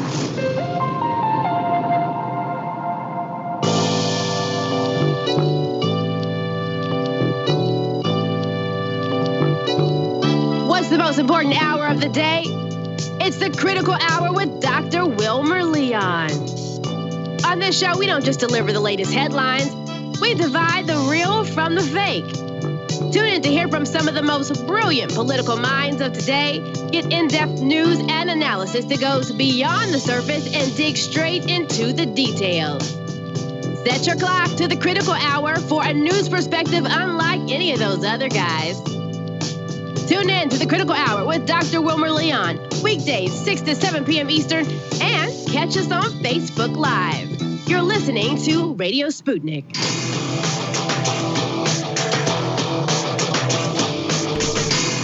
Fault Lines. Welcome back to Fault Lines on Radio Sputnik. My name is Jamarl Thomas. I'm joined by my co-host Shane Stranahan, coming to you live out of our station in D.C. If you guys live in the area, you can catch us on radio at 105.5 FM and 1390 AM. We're also in Kansas City at 102.9 FM and 104.7 FM. Also, if you guys are digging what Shane and I are putting down, whatever platform you're consuming this content on, give us a like and share this audio or video. If you want to join in on the conversation, you can send us a chat, a tweet, and of course, you can reach us by phone at 202-521-1320. That is 202-521-1320. Your engagement makes the show what it is, so definitely don't be shy. Feel free to call. On this one, though, I want to start off with an interesting start. They're here. And I get there may still be skeptics about this kind of positioning about, quote, they're here. But the skeptics at this point have to acknowledge that something is true. That either what these pilots are seeing, what these reports are identifying, what these images are showing, are either us or it's not. And like I said before, both of those positions are profound. If it is us, there are unidentified craft flown by American pilots that when other sophisticated pilots, pilots with high rankings and with all sorts of special clearances to see these different craft, say that's not ours and that's out of this world, and the technology that it is exploiting is something that we can't produce. Even when Luis Elizondo come up with the equations that he's describing is something that we don't know how to produce. We don't have the materials. We don't even have the capability of creating pressures or forces like that. Even as one of the senators, I believe it was a senator or a representative member, basically, when they were briefed, made the point that, look, you need to explain to us how this works, because this would determine, or this would require all sorts of quantum mechanics to make this work, and we just don't know how to do it. So it's either us or it's not. Both of those are profound. Do we really have a secret space force that's broke away, almost like a breakaway civilization? Is that what's going on, where pilots are flying around these craft? Is it that the U.S. has aircraft that other pilots don't know about that are retrieved, that our pilots are flying? Is it that we've constructed these things, or is it not us at all? It's one or the other, and both positions are profound. That's kind of what I'm saying about this. I don't know what the skeptics or how these guys have a lasting leg to stand on, believing that it's nothing, that the pilots are seeing swamp gas, that all of these images are just balloons floating in space. I would say this. There's been a recent report that has come out by Debrief. Now, Debrief is an online magazine, and it is mind-blowing because, and I'll just give you the snapshots before going into the larger story. New report reveals activities of the Department of Defense's Unidentified Aerial Phenomena Task Force. Now, the UAP Task Force has been busy, apparently, and even though we weren't entirely paying attention to it, meaning the public, they have been giving briefings over the last couple of years to members of Congress and to members of the military, and the briefings have been hair-raising, shocking images, shocking briefings that these guys are getting, with analysis that comes down to the conclusion this might not be us. Meaning they can't look at what's taking place. They can't look at what they saw. In one scenario, the image that you guys are saying, the pilot uses his cell phone to take a picture. And in that picture, there's a circular object just hovering, just hanging out. We're just here to look around, dog. Now, you could say, well, that's a drone. Yes. But even if it's a drone by who? Is it us? Even though we don't necessarily know or believe that it's us. What about the other pictures? Even if those things are drones. Okay, let's say they're sophisticated drones. From who? Is that not important? If that thing is doing things and have capabilities that are beyond our scientists, beyond our know-how, at the very least, open, acknowledge know-how, then if it's beyond ours, why do you think it's going to be beyond the other people on the planet, where they're looking at it and think it's utterly foreign to this earth? Like Marco Rubio said, he would prefer it to be something out there, because if it is from here, it is indicative of one of the powers on this planet coming up with radically new technologies, which will be utterly disturbing to any other power on this planet. Right here, the two reports. So right, I just snapshots. New report reveals activities of the Department of Defense Unidentified Aerial Phenomena Task Force. Two new position reports circulated in intelligence communities in 2018 and this year. Both includes photos taken from the cockpits of U.S. military fighter jets. One leaked photo shows an unidentified cube-shaped object hovering, just hanging out. Another is described as showing a triangular craft with lights on its corners. I want to come back to that one. Pilots said the triangular craft emerged from the open ocean, shot into the air. It adds speculation that an unidentified craft are operating underwater. Now, these are underwater submersibles, and I've heard about this before, where basically Navy have seen ships come out of the water. Now, considering we haven't explored all of the areas of our oceans, if something needed to hide, that would be, I would imagine, an operative place if you wanted to, let's say, evade sensors. But I guess I'm making the point that these things have been seen for decades. This is not a new phenomena. The things that we've been seeing in space, decades. The things the pilots have been seeing, they've been seeing it for decades. The reports and stuff that these guys are coming out with are not new. They're just now being recorded and accepted and seen. When they're talking about ships around nuclear facilities, that stuff is not new. That stuff has been out before. It's only now coming to fruition. And the reports that are being handed out to members of Congress, to members of the intelligence services, to members of the military, these reports are circulating. And these reports are showing some fascinating, profound things. I guess I'm trying to make the point that we need to reconcile ourselves that this is here to stay. This is an aspect of our political space now. The UAP task force, that's assuming, I can't believe I'm saying this, but I actually want that aspect of the National Defense Authorization budget passed because I want that program. I want that information out there. The Freedom of Information Act was able to pull out various certain data and whatnot, but that data is always going to be somewhat truncated. The task force is the thing that's supposed to be out there churning and getting that information out. And yes, it seems like there's a concerted effort to get the information out, and I have serious qualms in and of itself with that, but this kind of gets to my point. We need to reconcile that this is an aspect of our politics now, whatever that means. And I don't even know what that means. I don't even know how that's going to be reconciled. When these senators are getting briefings, when these guys are coming out and being asked about it by the press, hey, this report came out showing that there was an aircraft. What do you think about that? Or, hey, do you think this is us? Or, hey, what? Those questions are going to get more insistent. And when those questions get more insistent, and members of Congress have to answer it, and the press, gobsmacked, is having to ask these questions because of the reports that are coming out. You've arrived at confirmation. Welcome to confirmation. You're now living in a world where the notion of UAPs and UFOs have taken not necessarily a center stage, should. There's certain cognitive hesitancies, hindrances, in allowing something like that to take center stage.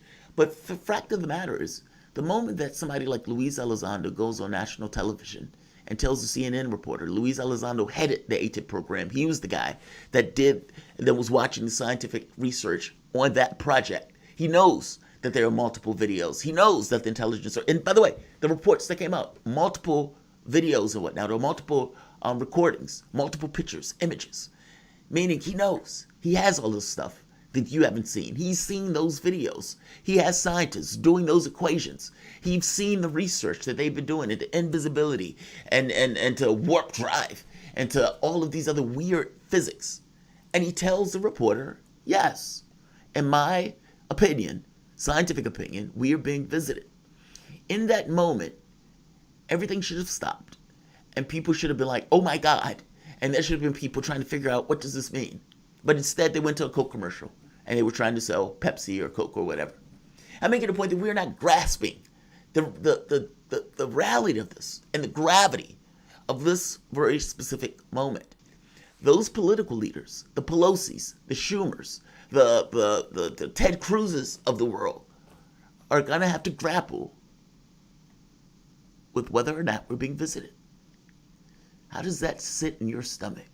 How does that feel?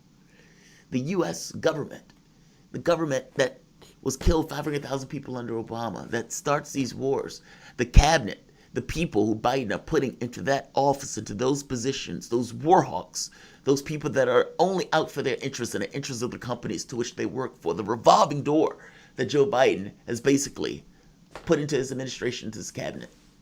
How does it sit in your stomach that they're going to have to reconcile issues of UFOs and potential visitors to this planet?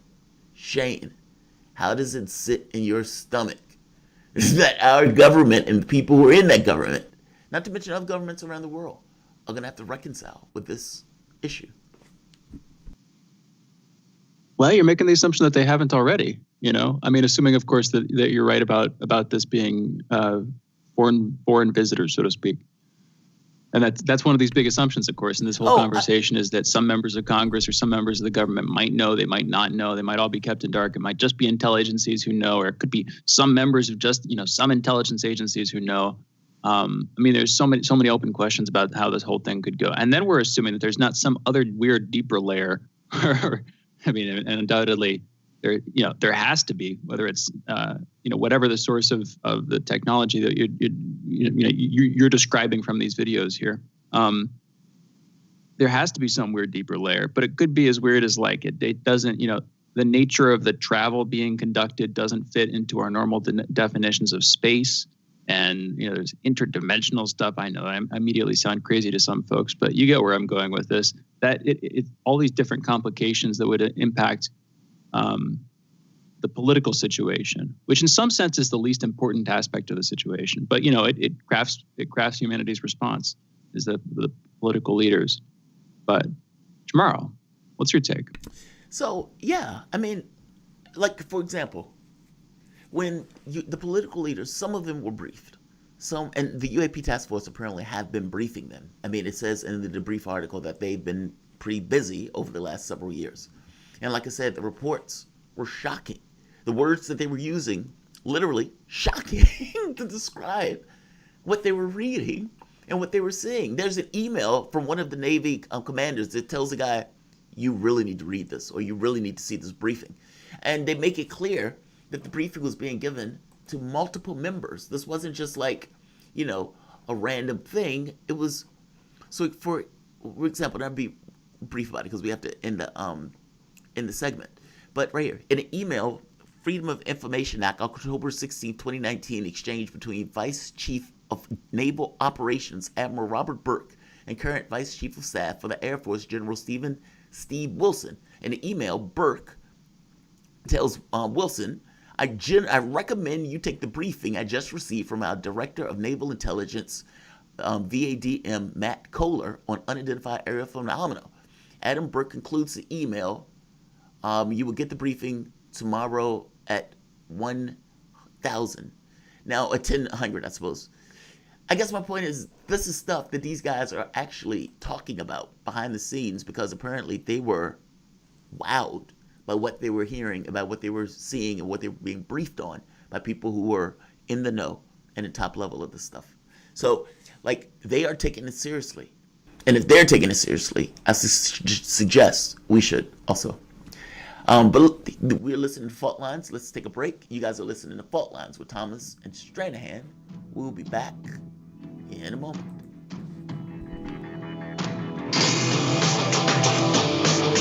Fault Lines.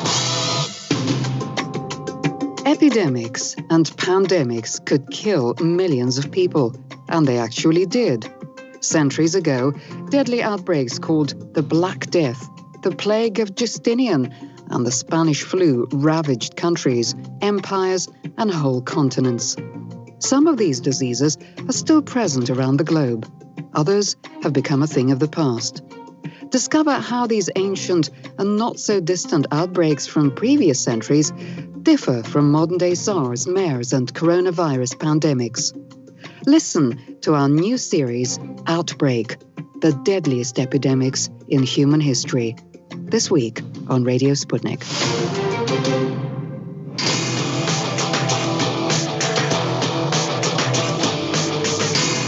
Fault Lines. And we're back. You're listening to Fault Lines with Thomas and Stranahan, and our guest for this segment, Fikre. We have Teddy Fikre on, Teodrose Fikre Mariam, joining us to talk about a lot of stuff. We're just going to start here with the update on what's going on in Ethiopia. President Abiy Ahmed has declared victory. The Tigray People's Liberation Front has said that that's not so. It all took place over the weekend. Teodrose, thank you for joining us. How are you doing this morning? Hey, what's going on, Shane and Jamarl? How's everything going?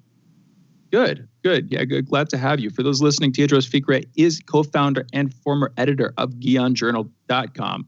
Go check that out. GHION journal.com. That's how you can access that. You can also follow Teodrose on Twitter at Teodrose Fikre. That is TEODROSE FIKRE.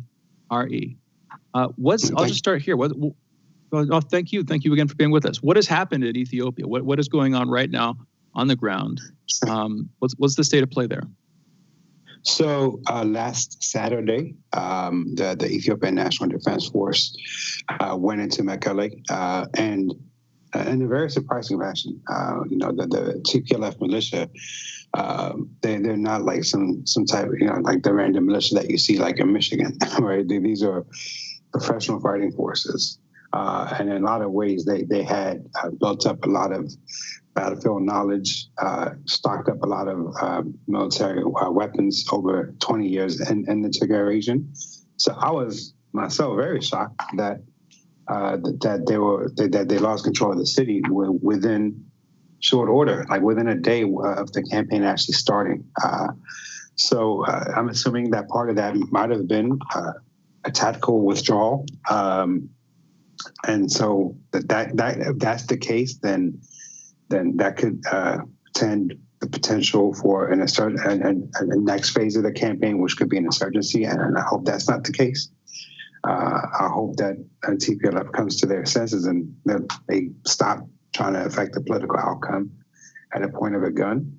And if that's the case, then as incumbent upon API to kind of, Prime Minister Ahmed to kind of declare a victory with a sense of humility and not go for the throat.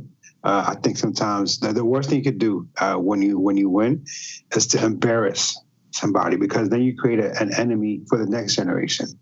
It's good to kind of let people save face a little bit. I'm not saying that they shouldn't be held to account, especially the leadership for effectively trying to affect a coup d'etat and starting what I term to be a state of, a campaign of terror.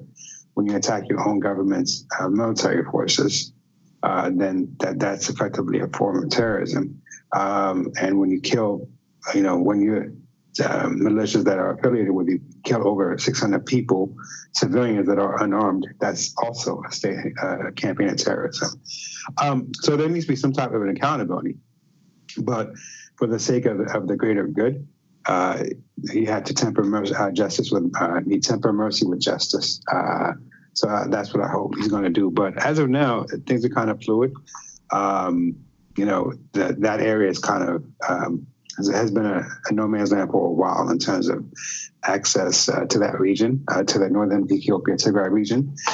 So as things kind of return to normal, we'll be able to get a better sense of things. And I talk to contacts that I have through the media out there as well.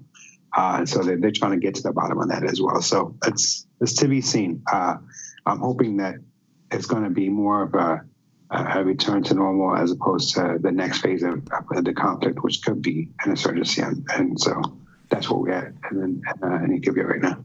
Teodrose, I guess the problem, and welcome to the show, man. I guess the problem is what's humiliation is subjective. Sure. If the government is being challenged by another group that's trying to call itself sovereign, and it doesn't seem like the Tigrays were doing this in this kind of populist revolt for the interest of the country and so forth. It seemed like they were doing this for their own selfish wants and this kind of narcissistic want to rule, want to be in charge. The government has to take action and has to prosecute, right? I mean, the legal mechanisms require the state to prosecute what were basically terrorists by your own definition. Will that prosecution create this impression of humiliation? And if so, I mean, it's almost like you're forced to do this at this point. What is the government supposed to do if not prosecute the people who are responsible? No, so it's one thing to prosecute, and even with the prosecution, like I said, for me, this is my own personal belief. Once you hold the people accountable, to kind of say, okay, look, you've made a mistake. This is the outcome, and not go for the throat as in locking people up for life or hanging them for treason, right? That's the extreme end of the outcome. But you could get, even during the Civil War, the American Civil War, there was a lot of, officers that were forgiven for their sins, I guess you could call it that. Some met their fate, but then others didn't meet their fate, right? And the same thing with the Nazis in Germany. There were some at the Hague that got hung, but then there were some that were kind of brought back into civilization or into day-to-day life. So that's a tough call. But I guess for me, one of the things that I wondered about, for example, last week when the victory was declared, a lot of Ethiopians celebrated. Like I was being told that in Addis, it was like New Year's combined with 4th of July combined with Thanksgiving Day parade. Like it was that level of celebration. And I understand some of it. The TPLF ruled with an iron grip for 27 years, and they were the source of a lot of Ethiopian suffering. A lot of families end up losing loved ones because of what the TPLF did. So I understand the organic outburst that could take place. But at the same token, I remember tweeting something to the effect of, be careful of if you don't have humility and victory, or else you'll create the next generation of enemies. So that type, when Tigrayans already feel a large segment of them, that the attack on TPLF was an attack on Tigrayans as a whole, which people like me have been saying that's not the case. And in fact, a lot of Tigrayans were being victimized by the TPLF. But, it's the trick of identity. A lot of times when people say they represent you, like, for example, Donald Trump, right? He was able to garner 60% of the white vote. If you look at his past, a lot of the people that he victimized by declaring bankruptcy were white people that were struggling to be entrepreneurs. There's nothing about Trump that says that he looks out for the average man, but except because he spoke that grievance game to them, he was able to attract a large following of white supporters. So in the same way, the TPLF said, "Hey, we're here, we represent you, we're looking out for you," and so a lot of Tigrayans naturally kind of went to them, even though the TPLF had done nothing to represent the Tigrayans. In fact, a lot of Tigrayans viewed them as mafias. They end up taking money, all the money from that region. They live like royalty, everyone else, and Tigray, lives a life of hardship.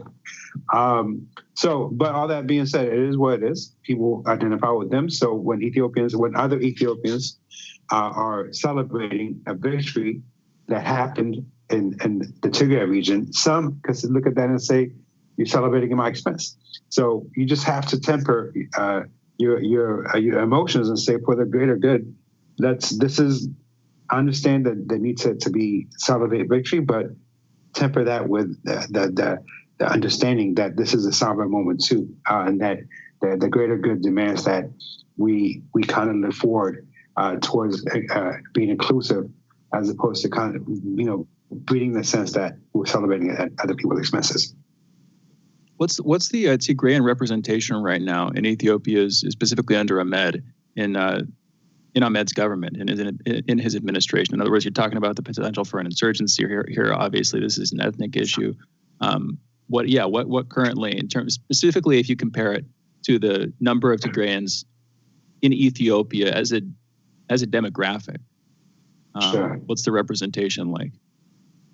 So the overall Tigrayan population in Ethiopia is roughly 5% of the population, and the way that the federation worked in the past, up until recently, you had multi-ethnic parties, driven or rooted in ethnicity, and then they were all part of a coalition called the EPRDF. But it was very specific in that each party was rooted in ethnicity. What Prime Minister Abiy Ahmed did was he kind of did away with EPRDF, which was rooted in ethnicity, and built a party called the Prosperity Party. That's kind of that crosses, that transcends all the different ethnicities. So within that Prosperity Party, there are some Tigrayans. There's not really a breakdown as to how many Tigrayans are on the Prosperity Party versus how many Oromos. You could have made that case in the past because things were explicit in terms of which parties are which ethnicity. but that line has been blurred. And the other tricky part of it is, how do you identify who's who? Like, for example, within my family, when I looked at my family tree, just on my dad's side, going back, 7 generations, the granddaughter of Teodrose, my great-great-great-grandmother, married a Tigrayan named Roscover Johannes. So in my family tree, in my veins, there's a Tigrayan culture or heritage, and there's also Amara. And that's just the ones that I know of. So it's very hard to delineate as to who's who. And that's the poison of this system called ethnic apartheid. I said that, it's a Freudian slip, ethnic apartheid. Ethnic federalism, which is nothing more than apartheid 2.0, because it splinters people into ethnicities and then builds homelands for them, just like the Bantustan's based on ethnicities. And you made to choose sides when the vast majority of Ethiopians are mixed, where all of us have different ethnicities in us. I bet that's a bit strange to have to deal with in a family tree. Have you spoken to the members of the various groups? And also, how do, granted, I don't know if it's like ethnicity here in the United States, but how is that understood? Like, how deep does that dig from the standpoint of being Tigrayan and someone else and seeing this, let's say, the group go after the government in this way? Like, do they identify with what's taking place? Do they identify with the Tigrayans as part of the TPLF that's doing this? Or do they identify more with the government? How are they reconciling this? Specifically the Tigrayans or just in general the Ethiopians? Both. Tigrayans, definitely. I mean, Tigrayans specifically, but I mean, the question, I suppose, can go to both. It's, so let me tackle the issue of Tigrayans. There was one, so I wrote an open letter about a week and a half ago to where I acknowledged my own shortcomings on this front. So there's a lot of, underside to Ethiopian culture, right? There's a lot of beauty to it, which I love, but there's also a lot of dynamics of feeling marginalized, a lot of dynamics of feeling on the out. And we don't necessarily talk about let me do this. Let me bring you back in, because I actioned this kind of at the last moment, and I want to give you the opportunity to have a full explanation of the question. So, thinking about the question, think about the answer. We're going to bring you back. This is Fault Lines with Thomas and Stranahan. The voice you're listening to is Teodrose Fikre, co-founder and former editor of the GeonJournal.com. We'll be back in a moment.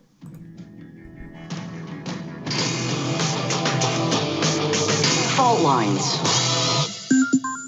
In a media landscape filled with so-called journalists acting as stenographers for their billionaire bosses, there is a desperate need for news, analysis, and perspectives that buck the status quo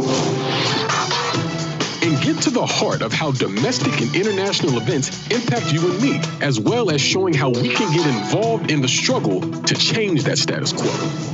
Check out By Any Means Necessary on Radio Sputnik, Monday through Friday from 2 to 4 p.m. Eastern, to hear the stories and voices that mainstream media refuses to tell you. And join us as we connect the political, social, and economic movements shaping the world around us. That's By Any Means Necessary, Monday through Friday at 2 to 4 p.m. Eastern, right here on Radio Sputnik.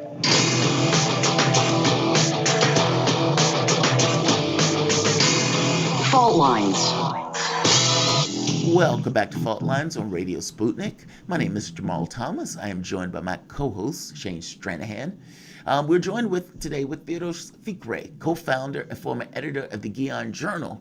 You can find Teodrose on Twitter at Teodrose Fikre and find his column at the Guion Journal. Teodrose, before we left off, Teddy, you also know by that. Before we left off, well, I was asking you, basically, you mentioned that you had Tigrayan family members. And basically, how is that reconciled? Like, how does the individual reconcile what the TPLF is doing and their Tigrayan heritage?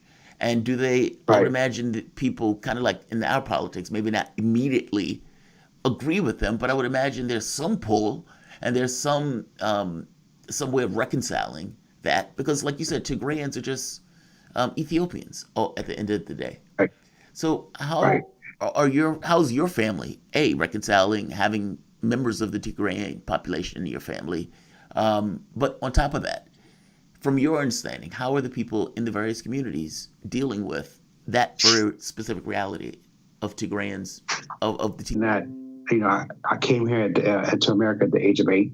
And then I grew up in Woodbridge, Virginia. So I was really like in this cocoon where I loved my Ethiopian heritage, but there was not that much proximity to the Ethiopian community. So my identity is kind of like fluid in that way when it comes to Ethiopian identity. I love Ethiopia as a whole. I never really looked at it within the context of ethnicity. But there are some that view themselves, and even though they might have other ethnicities in them. In fact, I was talking to somebody last week. He was like, "Yeah, of course, I acknowledge that I have Tigrayan, blood in me, but I'm Amara." You know what I'm saying? Or there's some that acknowledge that they have Amara blood in them, but then they say, "I'm Tigrayan." In fact, one of the most hateful people that I know, this guy named Jawar. From what I understand, he's supposedly he speaks on behalf of Oromo people. He's he's like the Rush Limbaugh of Ethiopia, and he's at the root of a lot of the strife that's taking place in Ethiopia because he keeps inciting Oromo youth to not only protest to do violent things, and while he's sitting in the comforts of a home. But yet, when you look into his family tree, he's not even Oromo. My understanding is that he's mixed with Amara and Yemenis. And so, in Ethiopia, it's emotional ties, not necessarily the logic of it that drives these things. So for people that are very outspoken about being against TPLF, for example, and there's some that within that camp, that group, that conflate TPLF with Tigrayans as a whole, which I speak against very vehemently. So when they do that, they also end up diminishing Tigrayans as a whole. But yet, in their own family, they have Tigrayan in them, and vice versa. Same thing happens on the other side. So that's the poison of ethnocentrism. You end up you throw stones at other ethnicities that lands right at your house. And so I'm curious, what is that conversation like right now in Ethiopia, specifically in light of the current crisis, which seems to be largely centered on historical ethnic grounds? What's the state of play with that? Where do you see that going in coming years? But where is it right now? What's the history on that conversation? I know that's a complicated question, but curious about your take.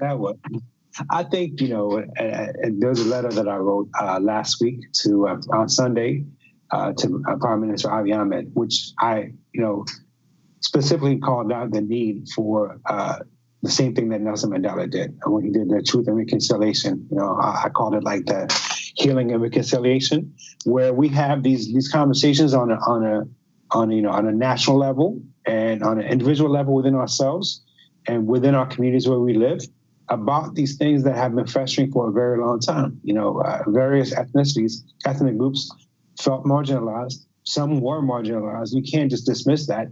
But on the flip side, you can't also, those that feel marginalized, they can't, blame all for the sins of a few. So, to be able to sit down and have these conversations and figure out a way forward would help everyone, because then you're actually acknowledging these pains that people harbor in their hearts. But as it stands right now, we're not there yet. People are so hurt that the first thing they want to do is, unfortunately, end up attacking people that resemble them. And Jamarl, you talked about this last week when you went to Kenya. Everyone's the same color, but then tribalism run amok, and there's a lot of conflict based on tribe. And so it's kind of the same thing in Ethiopia, and it's unfortunate because Ethiopia has all the wealth and resources in the world, and the human capital in the world. So really, I used to say that Ethiopia can become the Japan of Africa, and really lead the continent forward in terms of being a light from an economic and a social progress perspective. But we're so caught up in fighting each other that Ethiopia suffers and bleeds while everyone else from around the world takes our resources. What's the root of the conflict here? Is it just the Tigrayans want to resume power? Or is it this kind of momentum of history that's associated with the previous regime or the previous government that was there prior? I mean, what's the root of the disagreement, or what's the root of the tension in the society in this way? Because, is this purely, entirely because they just want to regain power and they're willing to do it at the barrel of a gun? Nothing's ever that simple. I mean, there's always nuances to these things, I guess. So there's two layers. I mean, when you have the TPLF as a political organization, of course, what they want is to somehow return to power. So I forgot who said this, but war is politics by other means. And then I'll take it even a step further. Politics is economics by other means. So at the end of it is money. The TPLF leadership enjoyed a very, very privileged life for 27 years. They siphoned off billions of dollars, lived like royalty in ways that would embarrass some Saudi royalty. They missed that life. It's like that. I don't know if y'all have seen that movie or that TV show, that Schitt's Creek, I think it is on Netflix, where these former billionaires end up living in a motel because everything got taken from them. And then they want nothing else but to get back into that lifestyle. So it's kind of the same thing with the TPLF. As far as Tigrayans as a whole, this is the extension of tribalism in this way, and really colonization. People that are suffering will end up supporting the group that's in power, the elevated group, and that group is being elevated, of course, by the funds and the armaments of outsiders. Not because they're doing well, but because, well, at least my group is on the up. At least I'm not at the bottom. So it's like that false sense of pride. And even if you're suffering, you're like, well, at least this country is being kind of run through my image. So, I'm not saying that every Tigrayan does that. I'm just saying there's some that kind of view it that way. So it's better they think, well, it's better that my group is on top than other groups. So that's the two aspects of it in that way. But yeah, purely from the TPLF institutional perspective, is all about money grab. They want to get back in power, as politics at its barest. That's that's unfortunate. It really is, because and I guess that kind of leads into the other question. Abiy Ahmed, aside from this, I guess, holding down the government and maintaining the integrity of the government itself, what has he been doing aside from that? Meaning from, let's say, the economic front or making the country better. Has he been, at the very least, succeeding on this other aspect of politics? So this is where I always said that my support for Prime Minister Abiy Ahmed was conditional, right? It's always conditional. Love of nation, just like love of humanity, could be unequivocal. It is for me. But when it comes to leaders, they're not divinity. I don't see them as divine. They're human beings. And you support leaders based on what they're doing. And on that front, outside of this conflict which I support, I support him in that campaign, just because the alternative would have been the disintegration of Ethiopia. But when it comes to the economic policies, there's a lot that he leaves to be desired. He's swallowed that poison pill of the neoliberalism poison pill of privatization, which is a lie. When privatization is basically, hey, multinational companies come in, use our resources, we'll give you cheap sources of labor. You could quote unquote privatize, take ownership of our assets, our natural resources, and in the process you end up taking all the profits and wealth of the country overseas, and then you socialize pain for the people. So that is the lie of privatization. There's nothing private about it. It's multinational corporations are private clubs. So if they privatize anything, it's overseas within their own chalets and within their own villas.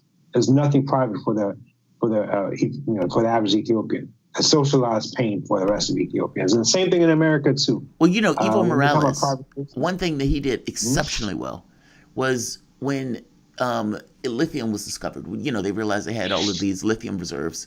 He understood the value of lithium, and he said to himself, all right, if companies want to come in, you're going to have to, meaning it was going to teach workers. Some of the stuff had to be done there on site, because he wanted to basically grow his workers and the country itself, not just give it over and give it all. I agree with you on this privatization stuff. The voice you guys were listening to is Teodrose, Fikre, co-founder and former editor of theguineanjournal.com. You can follow Teodrose Fikre on Twitter at TEODROSCFIKRE and find his column at The Guinean Journal. You guys are listening to Fault Lines with Thomas and Stranahan. We will be back in a moment with headlines.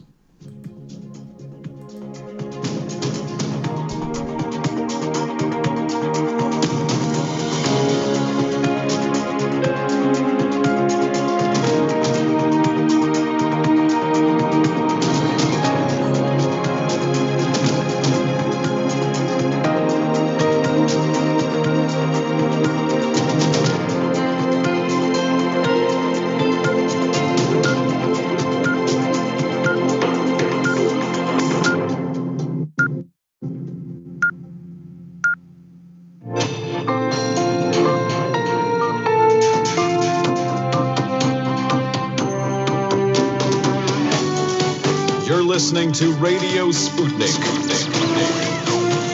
Telling the untold.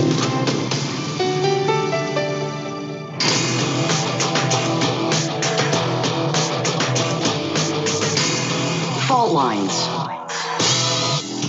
Live from across the divided states of America, it is time now for the last hour this week of the most disruptive show covering news and events across those divided states as well as across the surface of our divided globe. In the independent corner, I am your political analyst, Shane Stranahan. And in the left corner, I am the indefatigable, the last man on the wall with my co-host, Shane Stranahan, your political analyst, Jamarl Thomas. And together on that wall with Jamarl Thomas, we are Fault Lines with Thomas and Stranahan. And going straight into the headlines this morning, in the news and COVID news specifically, the vaccines from Pfizer and Moderna have both applied for FDA authorization and could be among the first dispensed in the U.S. Both are experimental RNA vaccines and will most likely be arriving for a limited group of people later this month. Another vaccine developed by Oxford University and biotech firm AstraZeneca has not yet proven as effective as the other two researchers announced last week. It's likely that Oxford's vaccine, as well as a handful of others not far behind it, will also seek FDA authorization in the coming weeks and months. Novavax's vaccine, which some are calling the most promising of the bunch, is currently on hold, but the company says it's still moving ahead with planned phase 3 clinical trials. Pfizer, if authorized, expects to produce up to 50 million vaccine doses in 2020 and 1.3 billion in 2021. Moderna plans to ship 20 million doses in 2020 and another 500 million to 1 billion in 2021, if authorized. With over 330 million people in the U.S. alone, not everyone will be able to get a vaccine at once. The first doses to reach the market will likely go to employees and residents of nursing homes, as well as frontline healthcare personnel, followed by essential workers, people with underlying medical conditions, and older adults. In other COVID news, in light of the COVID-19 transmission risks associated with large gatherings without social distancing, Airbnb, the hospitality company, is making its stance known regarding New Year's Eve parties by warning users now of the consequences of those parties. They're also implementing some restrictions here. On December 3rd, Airbnb, the provider of a platform for booking short-stay homes and residences, said in a blog post that the company will, quote, strengthen our hosts' protection against unauthorized house parties and large gatherings over New Year's Eve, end quote. The changes impact users in the US, UK, Canada, Mexico, Australia, France, and Spain. Now, any guests without the backing of positive review histories will not be able to book entire homes on New Year's Eve. However, anyone with positive review histories will not be restricted, and one-night reservations that have already been booked will be honored. When bookings are made, customers must agree to Airbnb's parties and events policy, which has already banned parties and events indefinitely until further notice, quote unquote. Policy has enforced an occupancy cap of 16 people on rentals. Those who circumvent Airbnb's attempt to stop large New Year's Eve gatherings could be suspended or removed from the platform and may also face legal action from the company. And another quick note here, Airbnb is doing an IPO this coming week. So they're going to be doing their IPO, pricing it supposedly on Wednesday. Then it's reported to be put on the market on Thursday. It gets underwritten by Goldman Sachs, if I'm remembering that part correctly. Anyway, this announcement, just to throw it in the pot of information here, coming in advance of an IPO. So they're probably going to be making a chunk of change for that while folks buy up their shares, and we'll see how that does in the next year, as we are due to come out of the critical phase of this pandemic. Anyway, British Prime Minister Boris Johnson openly disagreed Wednesday with the country's Deputy Chief Medical Officer, Jonathan Van Tam, in a coronavirus news briefing after Van Tam said Britons might wear masks for years, quote unquote. Johnson immediately stressed that he has high hopes for the effect the vaccine will have and said the country would want to go back to life pretty much as close to normal, quote unquote. Van Tam then clarified he didn't mean the government would continue to recommend masks and social distancing forever and a day, but rather that some people may change their personal habits after the pandemic is over. Can't help but agree that's probably going to happen. And depending on how quickly the vaccines are rolled out, how widely used they are, I could see some folks wanting to wear masks just because the coronavirus is still circulating. You know, there's also, and you know, this is something we're talking about a little while back, but we've been leaving out of the conversation recently. There's also the issue of how long that immunity will last. You know, so in the same sense that you have to get a flu shot every year, it seems like the COVID, there's open questions about whether, you know, you'll be immune to it for months or years. And if you're just immune to it for months, then will you have to get repeated shots, or what would that look like? You know, a couple of times a year. You know, larger conversation, a bit outside my bailiwick, but just throwing that in there because it seems to be something that people are still up in the air about. The Trump administration on Wednesday issued new rules to curtail travel to the United States by members of the Chinese Communist Party and their immediate families. The policy shift immediately limits the maximum validity of travel visas for the party members and families to 1 month and a single entry. Previously, party members, like Chinese citizens, could obtain U.S. visitor visas for up to 10 years. China has about 92 million Communist Party members. New guidelines will let U.S. officials determine someone's party status based on their visa application, interview, and understanding of the party, which will likely affect China's top government and business leaders rather than the millions of other lower-level members. This is a little bit out of nowhere, maybe a little bit out of left field, but I wonder if they're going to try to use the questioning process for Communist Party members to get inside info from folks at different levels of the Chinese Communist Party. I mean, I can't imagine that going well. And again, it's probably coming out of nowhere. Well, they may be doing broadly, that anyway. Like, they may be trying to get that info anyway. Like, if they're going to exclude somebody, they have to know something about the person they exclude. Like, I don't think they know just random, Mo Choi from some random province that's a communist member, especially when it's a single party country, right? Like, from the standpoint of the Communist Party. So it would be weird to have other members. Like it's like this guy's a Democrat and he's coming from China. That would be a unicorn. I don't know. I mean, it just seems like this is just there to screw with various members that they know of that are maybe high ranking, or at the very least that they know specifically. And like I said, I suspect China's probably going to do something similar in response. Yeah, and another quick thing. This is like 2 orders of magnitude difference. It's going down from a possibility of getting a visa for up to 10 years down to 1 month. That's like literally 120 times less time. That's 100. It's a dramatic shrinkage. What were you going to say though, Jamarl? Reggie's talking. No, you're fine. I wasn't going to add anything. Look, I don't like this policy personally because I think it's just going to be misused. By the same token, I don't know how Biden is going to use it. So who knows? And Biden may even repeal it when he comes in office. I strongly suspect Biden is going to have a China policy. That is, I don't know what it's going to be. I don't know what he's going to do now that the TPP seems, I don't know if it's off the table, but I guess my point is Biden is going to do something on China. And I don't know what that something is. And I'm getting the feeling I'm not going to like it, even though I don't think it's going to be as ham-fisted as this. It's true. Yeah, and I mean, who are the United States' main stated foes in recent years? It's been like, Venezuela, North Korea, Russia, Iran, China. What we should do at some point is get different guests on, maybe dedicate a couple of segments to doing an overview of, based on his cabinet, based on who he has coming in, Biden, I mean, what we can expect from the different parties, from the key players in terms of their outlook, their history, the situation on the ground, the circumstances, just what we expect to happen there. Because I think that'd be a good thing for our audience. Anyway, that's far afield from headlines, more a show note than anything. Back to the news. OPEC and a group of Russia-led oil producers agreed to increase their collective output by 500,000 barrels a day next month, signaling the world's biggest producers are betting the worst of a pandemic-inspired shock to demand is behind them. The deal marks a compromise after sharp disagreements earlier in the week among a group of producers that have acted in relative concert for months, agreeing to cut production deeply to stabilize oil markets. The coronavirus pandemic sapped global demand early this year, tanking prices and straining the finances of big producers such as Saudi Arabia and Russia.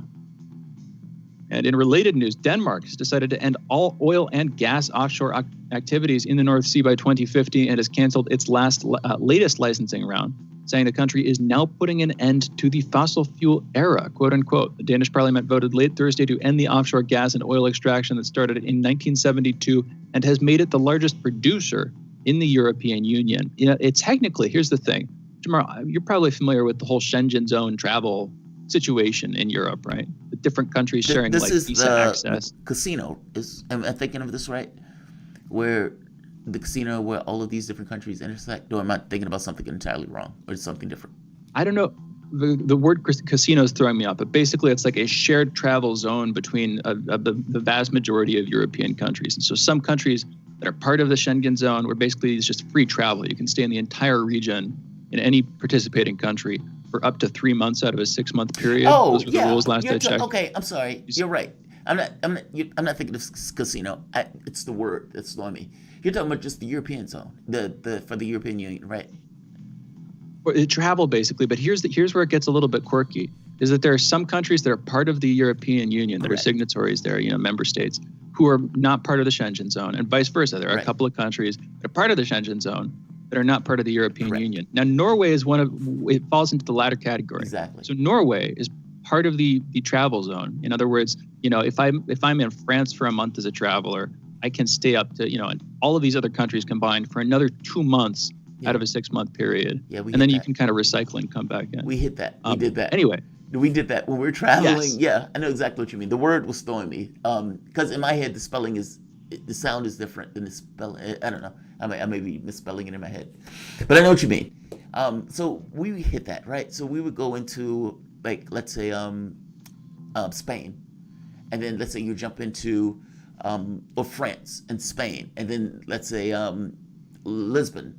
But at some point, you've been there for 3 months, you got to recharge. So it's like you have to hop into, let's say, like a Norway, or hop into one of these other countries, like Egypt. We were planning our trip around that, because you had to. Otherwise, you were going to get deported. I know exactly what you mean. Yeah. And where a lot of people will go, I mean, this is truly getting far afield. Where a lot of people will go is to the Balkan states, because there are a number of countries that are, whether they're part of the European Union or not, they each have their own visa policy. So, for instance, Bulgaria, Romania, I believe Montenegro. Croatia is a part of. Yeah. I think Croatia might be its own. Some of these countries are on the borderline, and they've been European Union member states, and then they've been trying to join the Schengen zone. Anyway, the whole reason I brought this up is technically Denmark is the largest producer of offshore gas and oil extraction, largest producer in the European Union. That's partly because Norway, which I believe if it were part of the European Union would be the largest producer, just to its north. Anyway. Norway is part of the Schengen zone. So I always get confused when I'm thinking about this stuff, about which countries are part of what exactly, because there are these sort of two overlapping zones anyway.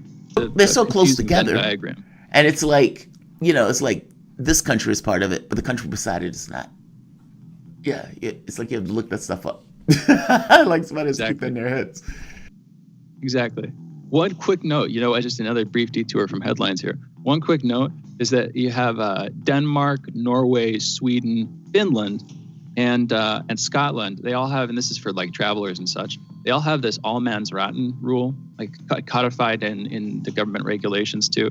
Basically, if you're somebody like me who likes to travel in a kind of vagabond-like style where you're camping and stuff, you can basically camp pretty much in most natural places. It's legal for you to camp in most natural places, which is just a cool thing. If you go there in the right season, you can do that. So if I were on a bike trip with my brother, like we were for a little while, once we got up to Scotland, you can camp pretty much anywhere, and most folks just don't care. Unlike England, a little bit further to the south, which is not only more densely inhabited, but also it's illegal to wild camp in other places. Anyway, that's a true excursion. That's a true discursion at this point. Back to the headlines here. Authorities in Bangladesh on Friday sent the first group of more than 1,500 Rohingya refugees to an isolated island despite calls by human rights groups for a halt to the process. The 1,642 refugees boarded 7 Bangladeshi naval vessels in the port of Chittagong for the trip to Bhasan Char.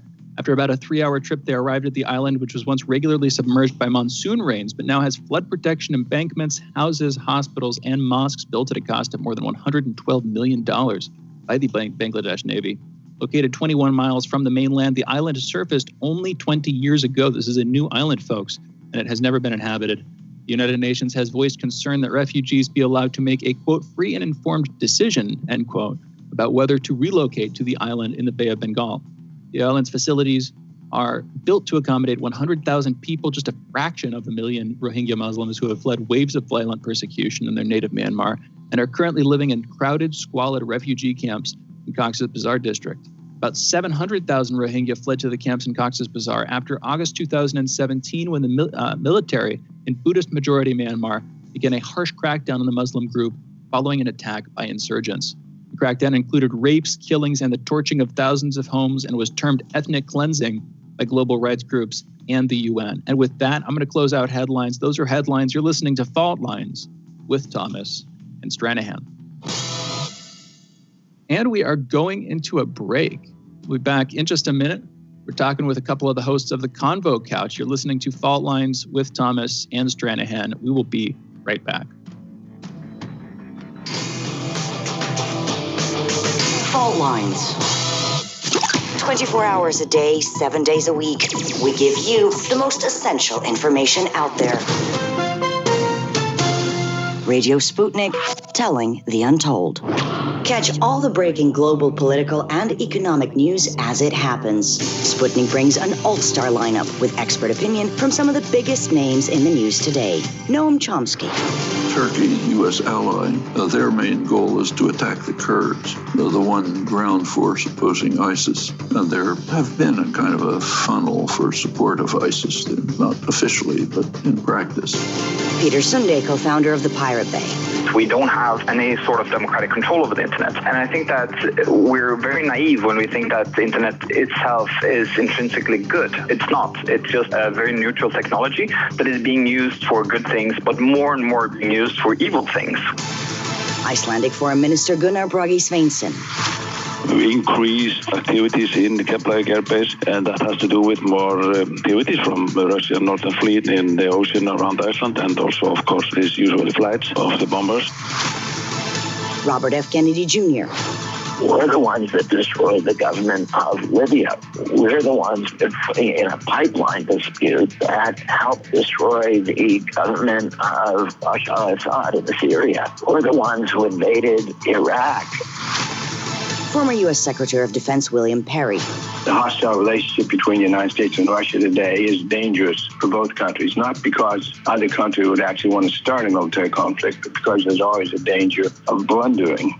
Sputnik talks to the brightest minds in politics and current affairs to find out what's really happening. Tune in.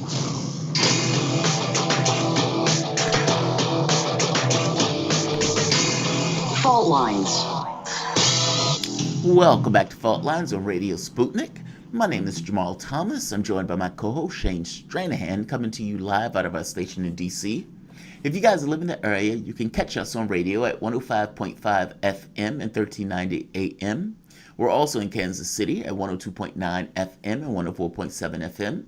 If you guys are digging what Shane and I are putting down, whatever platform you're consuming this content on, give us the like and share that audio or video.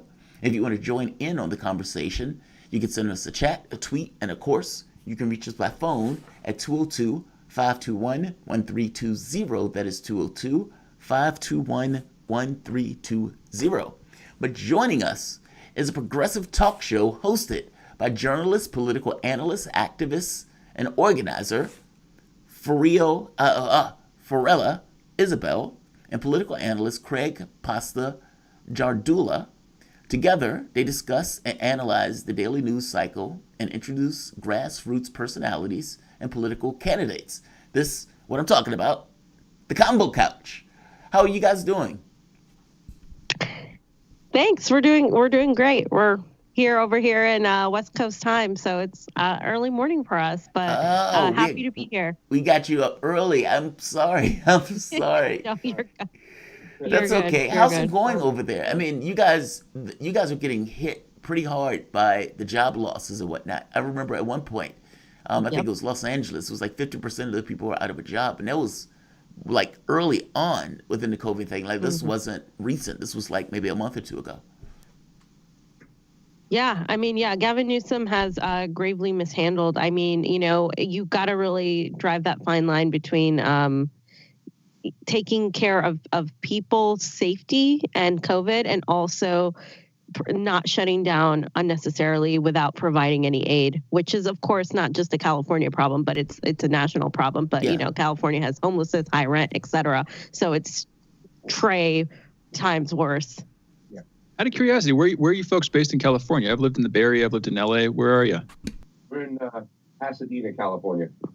Oh, really? I lived there for years. I lived in Pasadena. I lived in Altadena up north of there. I love the hills. Nice. You just can't camp out here, Shane. You gotta get a permit if you want.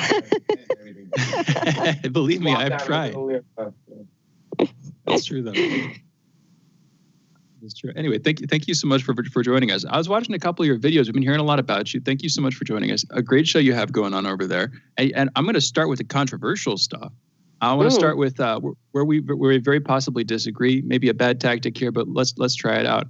I know we agree on so much. I think we should just get right into it. We're talking about the election, specifically election fraud. Jamarl and I are both I think don't want to speak for you out of turn here, Jamarl. I think we're both open to the idea that this election was handled fraudulently. So we're not, calling people names if they think it was. But we just haven't seen the evidence here. Seen some weird stuff. But I know you guys have been investigating this. I know you've been looking into this a lot. I want to hear from you. What have you been seeing? What's given you concern over the last month? Well, there's plenty of evidence just out the view. Just to think about, the fact about the signatures that weren't scrutinized in six of those states, particularly in Wisconsin and Michigan and Pennsylvania. It is the law that those signatures have to be scrutinized. And we kind of picked this out months ago when we saw Nancy Pelosi trying to use the tactic of loading a lot of pork in the HEROES Act by kind of removing a provision from the HABA Act, which stated that 32 states no longer had to check their signatures as frivolously to get these to have people vote or have their absentee ballot count. So we kind of picked it off right off the bat, the fact that they were going to try to steal this, do the mail-in. Also, the fact that they shotgunned out all these ballots unconstitutionally in some cases right now. I'm going to see a lot more cases. To people who didn't ask them. Come out, Yeah, I mean, the legislation's supposed to make this decision, not the secretaries of states and whatnot. But the thing that really catches me more than anything is our last interview that night of election night, when we had our own election specials, we were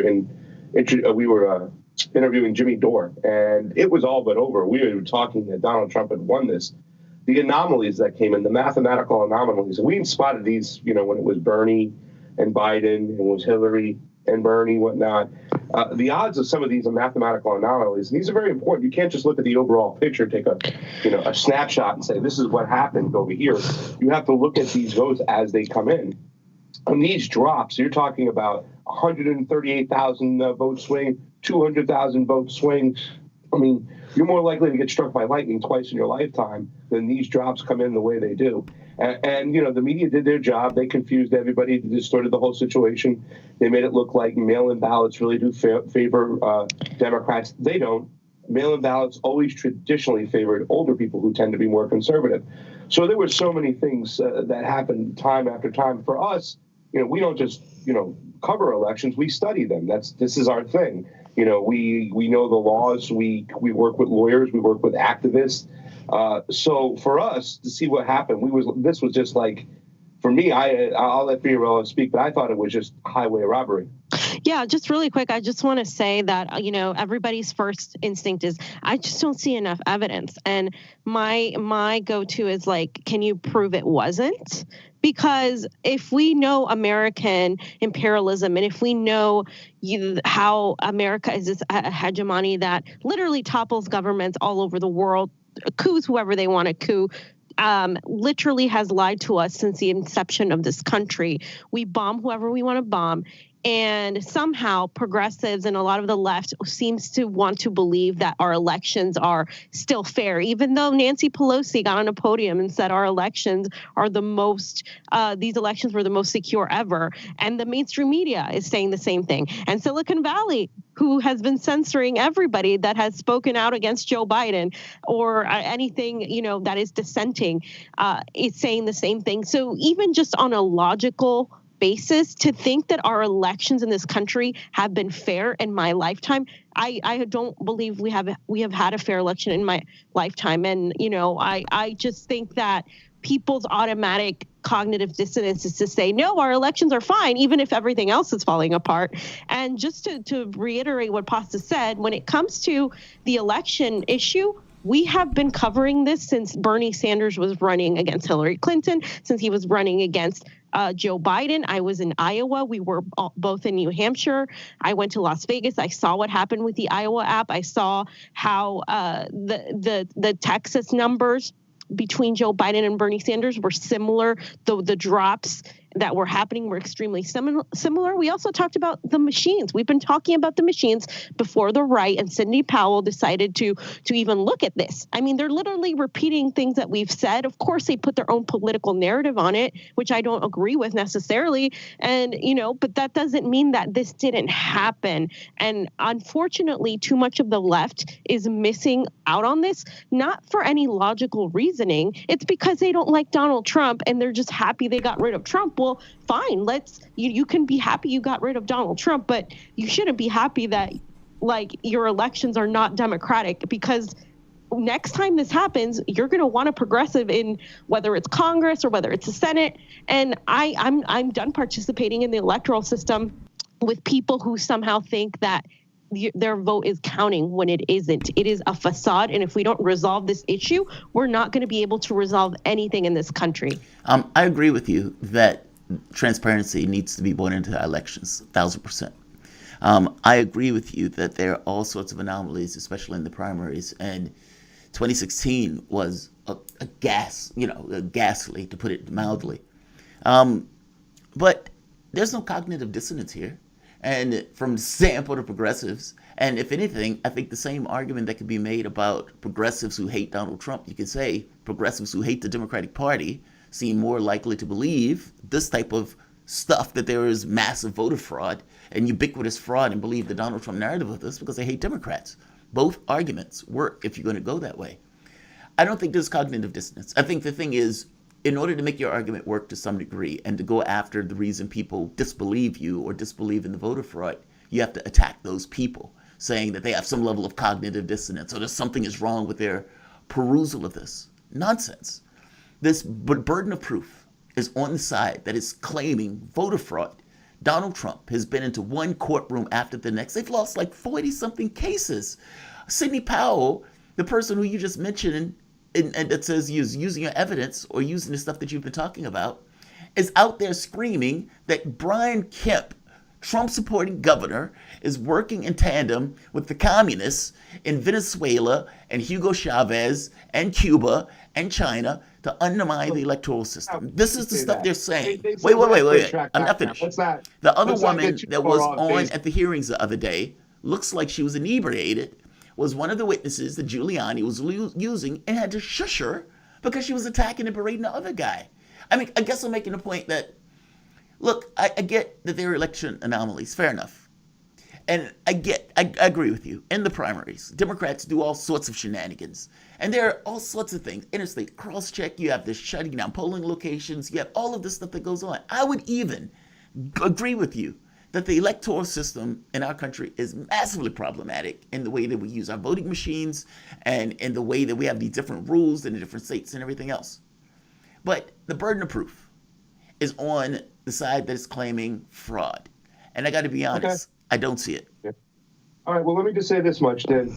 From what you said, and then you kind of like, I mean, this is the part that gets a little bit just drives me crazy. Is like everybody plays off the anomalies like they're nothing. Oh, there's these anomalies, but, what I'm saying, like that. You can't just say that. If 138,000 votes come in and they're primarily for Joe Biden, something is wrong. If there's anything that has been merited here, it's a forensic analysis. And that's what most of the people are looking for.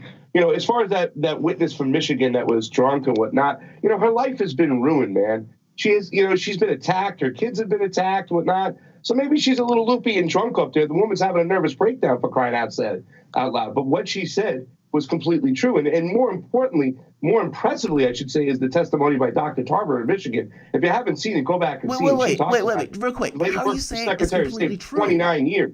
How are you saying? How are you saying it's completely true? The gentleman who was there, Republican, basically said what you're saying is not true. And she was using these numbers that weren't tethered to reality. And the guy basically said, I looked at it, and she accused him of being in on it. The poll books are dirty. She talks about that. I can tell you this personally, that we've looked at the poll books, Jamal. They're bad. People move. They don't call their election board officials where they used to live and say, take me off the rolls. So it is a serious problem. And when you unconstitutionally shotgun out a lot of ballots, you're going to get a lot back that really weren't never meant to be. And if you want to believe that, Joe Biden got 10 million more votes than Barack Obama, I got a skyscraper condo to sell you in the middle of the Everglades, my friend. Because if anything, it merits a forensic audit. And that's the thing they've been stopping and not letting happen. Just now, Mr. Kemp is finally going to look at those signatures. He didn't want to look at the signatures from the get-go. And let me tell you something. The disapproval rate for signatures on mail-in ballots went from 3% to 0.03%. Now, if you don't smell something there, you know what I'm saying? And they already told you they wanted to eliminate the signature process so they can get more ballots in. They use the COVID to their advantage.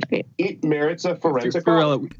Folks, we got to go to a break. Yeah. We're running up against our half-hour break here. We're going to go in. And when we come back, Fiorella, I heard you starting to come in. I want to hear what you have to say. You folks are listening to Fault Lines with Thomas and Stranahan, speaking with the hosts of the Convo Couch. Check them out over on YouTube. We'll be right back in just a minute on the other side of this break.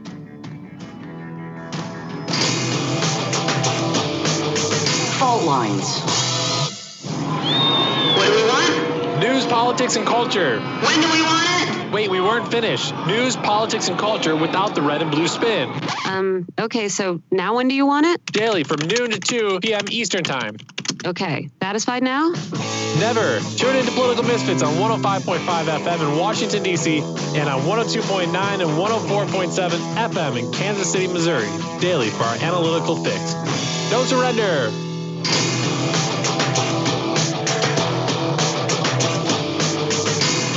Fault Lines. And we're back. You're listening to Fault Lines with Thomas and Stranahan, and the host of the Convo Couch. That's a progressive talk show hosted by journalist, political analyst, activist, and organizer Fiorella Isabel and political analyst Craig Pasta Jardula. Together, they discuss and analyze the daily news cycle and introduce grassroots personalities and political candidates. And by the way, you can and you should follow Pasta and Fiorella on both Twitter and YouTube at The Convo Couch, and check them out on their website, theconvocouch.com. Having a conversation here, getting fiery in some cases, talking about the potential for election fraud, evidence for it.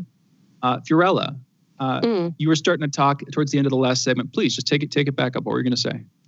Yeah, so I mean, I just feel like the attacks, what Jamarl said, it's because, you hate the Democrats more than you hate Republicans. This has nothing to do with how I feel politically about Donald Trump or Joe Biden. This has to do with the fact that we've been following elections for years and there are obvious anomalies, and also the fact that we follow elections in California and we see exactly what video evidence of how these the elections here aren't transparent. We go to these meetings and we see how the politicians here, the establishment politicians, do everything they can to keep the progressives out of power. And we have progressive candidates who ran for Congress who are demanding and taking their cases up to the courts because they claim that there is fraud. And if there is fraud in the fifth largest economy, and let me reiterate, correct something Jamarl said, because it's not voter fraud, it's election fraud. And we need to be very specific because, again, the right sometimes uses voter fraud, which is completely not something that happens very often at all. Election fraud is done on a massive scale, okay? And that is what happened. We have to be very specific. And we've seen this happen. This is why we're so passionate about it, because we feel like a lot of people that come to talk to us about the election issue who don't believe that anything happened literally do not follow elections at all. So it's kind of like talking to somebody like that doesn't know what they're talking about, and then they're telling you that they know more than you. And it's really frustrating, because I think the issue is that a lot of the left hates Trump and Republicans so much that they're not like seeing things from an outside perspective. We have these machines, right? We're not allowed to look into these machines. We're not allowed to get any sort of ballot count. It's proprietary software. What do I mean by that? The software is owned by private corporations who are owned by another company, who are owned by another company. And so when we're following elections here in California, we asked, are these machines open source? They told us yes. And then we were like, can we have the source code? They said no. And so we've been demanding for the source code for almost 2 years before this primary happened, because we knew there were going to be issues. And of course, this is added on top of the primary issues that with, the voter suppression aspect with the long lines, the small machines, the machines that aren't working. Whitney Webb did a really great article analyzing Periscript and the ties to Democratic donors and to Silicon Valley. You cannot tell me that these things don't matter on that end. Now, I can never 100% prove with actual full-on data, because I can't look into these machines. I can't do that. Our elections are not public. They're not transparent. We do not know what's actually going on. Yet people are more likely to believe that there wasn't fraud than that there is, and that is cognitive dissonance, because it's if you realize that you don't have democracy in this country, well then that changes your perspective as to how you're going to look forward to issues now. So right because there, once you see the inside, you can't move past it. Real quick. We agree 100% on this stuff. Yeah, we agree. Real quick, that's my point. Go for it, Jamarl. People have cognitive dissonance. I don't think that's a thing. I don't think people do have cognitive dissonance. Actually, I think they just disagree with you. And just because they disagree with you doesn't mean they have cognitive dissonance. We feel that a lot of people on the left hate Trump so much. And yet, when I make the point that is it possible that you hate Democrats so much, you say, oh, that's an attack. I'm making the point you're making an attack when you say that. You're basically saying that those lefties just hate Trump. That's why they don't agree with us. They just can't see what is clearly in their face. As opposed to they disagree with you and they think that potentially you hate Democrats so much that you're looking for anything that you could find to find the election to be fraudulent. Look, I 1,000% agree with you. I would love a forensic analysis. If there is widespread fraud, I want to know. I am one of those people that want to get to the bottom of whoever wins. I say this constantly. I want transparency in the elections.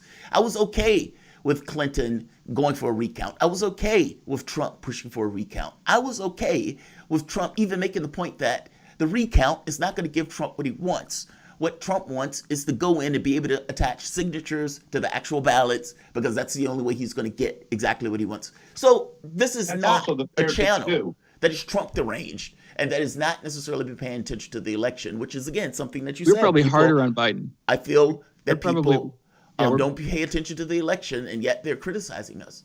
I'm making a point that you're throwing out a lot of attacks. And those attacks, the moment that somebody brings a point to you that people just disagree, that maybe it's not that they're have cognitive dissonance. Maybe they're not just hating Trump so much. Maybe it's actually people just disagree with you, and that the fact that you can't come up with concrete look, you're pushing up against a country that considers this election sacred. And so this is where I agree with you on and saying, look, yeah, we do need to look at this stuff. This stuff should be peeled apart. The anomalies in the John Kerry race, the anomalies in the Al Gore race, the voting machines that we don't have access to. Yes, I agree. But the problem is you need more, there has to be more there to it in order to make this case. I mean, they have brought some, they brought up specific bullet points. They have brought some stuff in, Jamarl. Sorry, Pasta. I mean, I was just saying, Jamarl, that's where the more there comes into maybe it is cognitive dissonance. You know what I'm saying? Because, I'm saying what there more than you need with proprietary software, with public funding, and the fact that it's, once again, you keep saying, we want a forensic analysis. Well, then get out of our way and let us have one. If these Democrats don't get out of the way and let us have one, then why? I mean, once again, I grew up in a pool hall. You know what I'm saying? And, you ain't going to put one past me. So, I mean, this to me is like this. The there has been there. It's beyond there. Like I said, 10 million more votes than Barack Obama we're looking at over here. Plus, the fact is that they keep getting us in the way. They broke the law by not allowing these observers to scrutinize the ballots. Look, they broke the law. What more there do you need? And how many signed affidavits do we need to say, okay, we need to open up, we need to look, we need a forensic analysis and find out what's going on? There's one side that's stopping that, and there's the other side that's trying to get it through. So, I don't know what to tell you from that point when it comes on. Because there's so many aspects of this. Let's talk about election. the 10 million more votes for a moment. Mail-in ballots. Basically, we're talking about people sitting in their houses, sitting on the couch, and mailing it in. Joe Biden, during the COVID thing, hit on that. Hey, mail these things in. We have mail-in ballots. Why do you think the Democrats do that? Because all things being equal, what is fully understood is that typically when you have more people, it trends towards Democrats. And in this very situation, you basically have people sitting on their bum, sitting on ballots with Biden and with Harris pushing them extremely hard. 136,000 ballots, all for Biden, though, all in one shot. That's not on the state or the city, right? I mean, if it's coming from Milwaukee and it's a heavy Democratic city, then that's not necessarily obscene. I guess I'm saying these things aren't necessarily, some of this stuff is not unexplainable that you guys are saying. That's all. You have to understand. It's statistics. That's the statistics. You're you know what I'm saying? Once again, you're more likely to get struck by lightning 2 or 3 times in your lifetime than 136,000 ballots coming in for Joe Biden. And by the way, it was 138,389, okay? That is obscene. Something is going on. They did the same thing to Bernie Sanders. We looked at these. The guy who won the more math awards than anybody in this world, Dr. Shiva, had the luxury of having him on our show. It was great. He even talks about this stuff. It just doesn't happen this way unless something funny is going on. That there is obscene. And it happened in the middle of the night. Why are the Democrats so quick to call their primaries when there's 54% reporting in? Joe Biden's 100,000 votes over Bernie Sanders, and they'll call the race like that. And you'll say, well, why did you call that? That's just about half the votes in. Well, the sample size that come in, the patterns come in, show that Bernie Sanders can't catch Joe Biden. Joe Biden is afforded a different type of luxury when it comes against Donald Trump. That is the definition of obscene. And just real quick, oh, sorry, go ahead. Okay, I just wanted to say, I am no fan of the way the right is necessarily handling this, because in my personal belief, and this is where I disagree with Pasta, I don't think people on either side want the truth. I think the only people that actually want the truth are the American people. I don't think for a second, I think people in the Trump administration are actually also don't want to uncover election fraud, because they would inculpate themselves as well, because this is a bipartisan practice. Election fraud is a bipartisan practice. We need to stop thinking that only Republicans cheat, because I've seen that not be true. And the fact of the matter is, we talk about, Trump's losing all these lawsuits, et cetera, and the recounts and all of that. Russiagate, when the neoliberals were promoting Russiagate, they were promoting, 17 agencies found connections. What agencies? The same agencies that lie to us? It's the same thing with election. The agencies that are overseeing the election are all working to make sure that you continue trusting in the system, because that's what benefits them. And so when you say that as if a recount without actually looking at the actual signatures, without actually looking at what's inside, is going to make any difference. No, it's not. And this is why I don't believe these people actually want the truth, a lot of these people. And I 100% disagree with Cindy Powell and Giuliani's twist on making this about the ghost of Hugo Chavez. Are you kidding me? I think that is one of the stupidest things that you could possibly do. But at the same time, I know that just because they're twisting it for their own narrative and because the left is dismissing it as a conspiracy theory. I know that the truth is that it happened. I just don't think that these people actually want the truth. And I think it's important to separate the ideology from what is actually likely happened. And you can't dismiss the statistical anomalies. And unfortunately, because we can't look into our elections, that's all we have to go on. The machines, the anomalies, the fact that it was COVID and they definitely weaponized and used this. Congresswoman Tulsi Gabbard went out and wanted to stop the ballot harvesting, and she got attacked viciously by the progressive wing of the Democratic Party. Nobody signed up to her bill. In fact, even before that, she had our Securing Americans Elections Act. Nobody was supporting her bill. Why is that? She mentioned open source. Why is that? Because the vast majority of these elites in power do not want us to have fair and free elections. Why? Because, hey, 60% of Americans want Medicare for all. How do we not have Medicare for all if the vast majority of the populous nation wants Medicare for all? Gee, maybe it's because we're not electing the politicians we're supposed to be voting for. I hear you. So this is a remarkable thing. I think we agree on like 90%. We agree, frankly, on all the important stuff. And I think ultimately we agree on the actual bone of contention here, which is that we should investigate the elections. We should do recounts. We need open source voting systems. We took your recommendation, a sort of tacit recommendation passed along to us. You had David R. Weber on your show. Shortly after you had him on, we got in touch. He came on our show. We had a great conversation. So I think we agree on pretty much everything. And one interesting thing here is specifically, Fiorella, in your broadcast the other night, you were lambasting the progressive movement. You were hitting progressives. Jamarl, interestingly enough, does something pretty similar in advance of the election, particularly talking about all these folks who are going to be holding their noses and voting for Biden, voting for the establishment. Again, simply, buying into the partisan, the party's hatred against Trump, whatever. I don't like the guy either. But Biden's arguably worse, at least from the militaristic standpoint. In any event, we've only got like a minute, maybe 30 seconds here left. I just want to thank you both for coming on, and hopefully we can have more of these conversations. Hopefully we can continue these conversations. Sure is interesting. Really appreciate it. Thank you. Thank you. Our show next week. Thank you for having us on. Thanks. Appreciate the great conversation. To have you.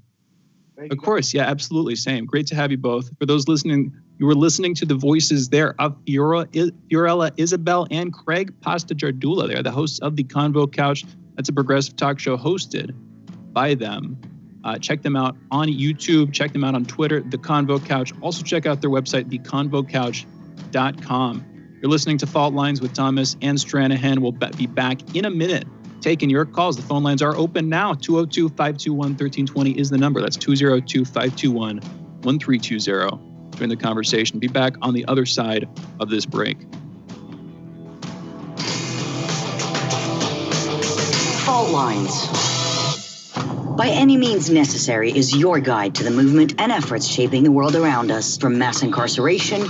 No longer am I interested in or concerned with prison reform. I am interested only in the eradication of prisons. To the battle between police and water protectors. It was a pretty punishing disregard for the sanctity of human life, that unleashing water cannons on peaceful, prayerful water protectors. From efforts to protect the environment. The climate movement is ready to, with plenty of opposition research and force and strength, along with, the right of both science and morality, to fight them on this. To the movement for Black Lives. When I first saw the Michael Brown video, and I saw that it clearly contradicted the narrative put forth by the Ferguson Police Department and by police supporters in general, 3 words came to mind. Color me shocked. Stay tuned to By Any Means Necessary, 5 days a week here on Radio Sputnik.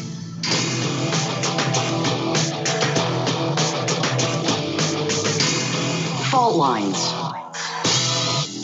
And we're back, and we are taking calls. You're listening to Fault Lines with Thomas and Stranahan, and our phone lines are open, and the phone number is 202-521-1320. We've already got 2 callers on the line, but we've got room for more. Again, 202-521-1320 is the number. Let's go to Brave, calling in from Atlanta. Brave, you're on the line. What's going on, man? Hey, what's going on, guys? Hey, that was I was very excited. I've been waiting for this for these guys to come on for a long time. So this was like some WCW Hulk Hogan versus Ric Flair. So I was really excited. But I do have some points I have to make. I got some points I got to make, and I don't mean any disrespect. They're definitely not out of malice, but you guys, you have to let them. Your audience have heard. Jamarl, speaking specifically to you, and again, I don't mean any offense. Your audience has heard your point on this. They had, but your audience most likely has not heard their information they're trying to present. So when you filibuster, you're locking them out from having the opportunity to share that information that we really need to hear, because this information is not being put out on any of the mainstream. I'll be honest. Like you guys, Brave, I want to let you talk more, but I want to defend Jamarl here. I think Jamarl did. He was saying his piece too. Yeah, he was I let him going at speak. it with them. But I wasn't filibustering them. They got to speak and make their points. But if they're saying something, and they're basically, if you're basically saying that you have cognitive dissonance, and that the people who are disagreeing with you, I mean, they're putting out a lot of stuff. And your expectation is just to allow them to do that. It's one thing if you're just putting out data and information and so forth. It wasn't just data information. I'm sorry. No. If somebody's going to say something like that, I'm going to at least defend the point or defend the side. And I don't think I filibustered them at all. So I disagree with you. But I don't take it bad, but I just disagree with you. No, that's fine. So let me clarify. So when they're making the point of cognitive dissonance, I didn't personally take it as if they were levying that against you specifically, right?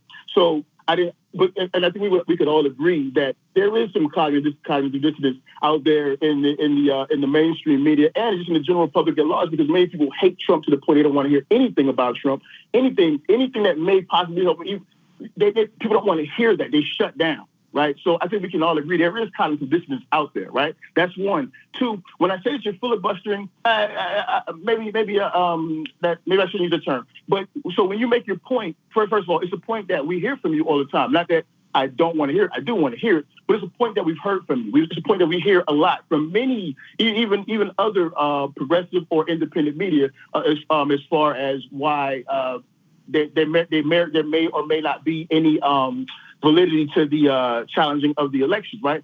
But the point is that you've made that point.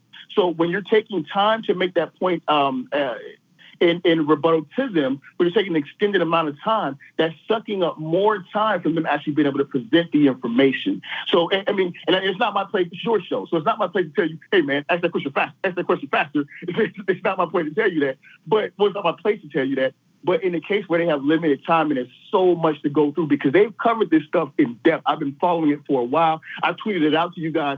They've covered it in depth. There's a lot of information that even the guest you guys had on before, as you guys brought up, he's been on their show. And even when he was on, he didn't cover as much on in that segment with you guys that he covered on that show. So I'm just saying that, like, first, we didn't need this call section. They could have gone to the end of the show to present that information, because it's very valid when you get out to the data point. And I don't want to take up too much time from other callers. And again, I love you guys' show. I tune in every morning to hear you.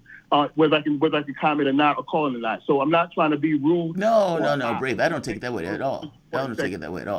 I take it as you value their opinion, you watch their content, and you value this very specific thing on election integrity, and you want to get as much of the information out as possible. My problem and my thing is that's subjective. And on top of that being subjective, if somebody is on the show and they're presenting an opinion, it is our job to present the counter opinion, because in the same way that you're looking at this and you're kind of like, well, I want to hear it, other people who hear it actually want the rebuttal to it. And if we don't do a rebuttal to it, it looks bad, because it looks like somebody is just putting out something that this, at the very least, I don't believe. So I get your point. I get where you're coming from, but I fundamentally disagree. Shane? I will put it like this. Brave, thank you for the call. I would so much rather have it be that at the end of those two segments, at the end of that interview, you're like, I want to have them back on as soon as possible to hear more, than to feel like it went poorly or like it can't happen again, whatever the case might be. I feel like overall, they got a decent amount of time to talk. Sure, we could have handled it better, but perfection is in some sense the enemy of the good. And ultimately, I thought it was a great interview. And I think, from how it ended particularly, I think that they feel the same. And I'm looking forward optimistically and hopefully and with some confidence here to getting them back on soon. Because it is a fascinating my comment immediately after the interview was, hey, please make sure you get them on. That was a great combo. Exactly. Yeah. No, that is true. He sent this in the back channel. That's exactly true. We got other callers. We are taking calls still. 202-521-1320 is the number. John, calling in from Virginia. John, you're on. Yeah, I disagree. What's going on? I disagree with your last caller. I mean, he ended on saying, I agree, and that's true in your favor. The reason I called is because the interview was awesome, because you had two different sides and a lot of things they agreed upon. And they were coming at it not from a bipartisan perspective, but actually from, the actual facts. I mean, the only thing I would disagree with is that one of them said that there's hate on both sides. When the Democrats and the Republicans, Democrats fight hard and dirty. They don't play. I mean, they said they were going to make Obama a one-term president. They didn't do that. I mean, they could have impeached him on certain things when they had full power. But when it came to Trump, they kind of made him a one-term president based on just what they said from the beginning. They were like, hey, we're going to impeach you, whatever. Because if everything was reversed, the Democrats would be going triple hard as the Republicans are going right now. Can you imagine if Trump had pulled it out and everything was in Biden's favor as it is in Trump's, in terms of the way, the I hear you. Registration and then if Trump's trying to keep them from doing that, John, I don't mean to cut in. We got like 4 other callers, and all of a sudden it's a waterfall. But I hear you. And if Trump had tried to contest it, as of course he's doing now, I think they would have called fascism about 1,000 times more than they're doing. Goodness. Oh yeah, as things are going. What you have. Anyway, John, thank you for the call. Agreed. Really enjoyed that interview with him. Yeah, let's get him back on soon. We got Stedman calling in from Detroit. Stedman, you're on the line. What's going on? Hey, so I kind of just want to piggyback on the previous 2 callers. The big thing for me, because I think there was fraud too, and I've watched a lot of Convo Couch videos, the Dr. Shiva video with Tim Canova, and I mean, you look at it. One of the things that Convo Couch, I didn't get to hear them say it, but they tried to get Bernie to do all this stuff in 2016. He wasn't interested, and just because, let's say, Brian Kemp says he supports Trump. That doesn't necessarily mean that he wants Trump to win again. That doesn't necessarily mean he sincerely supports Trump. But your state went to Trump. You're the governor. You got to kind of show your support. And so it's one of those things where, the big thing about his election, he was the Secretary of State of Georgia at the time of the governor's election. He removed a lot of people from the rolls in Georgia. So when you open up the scrutiny for everybody, you open it up for everybody.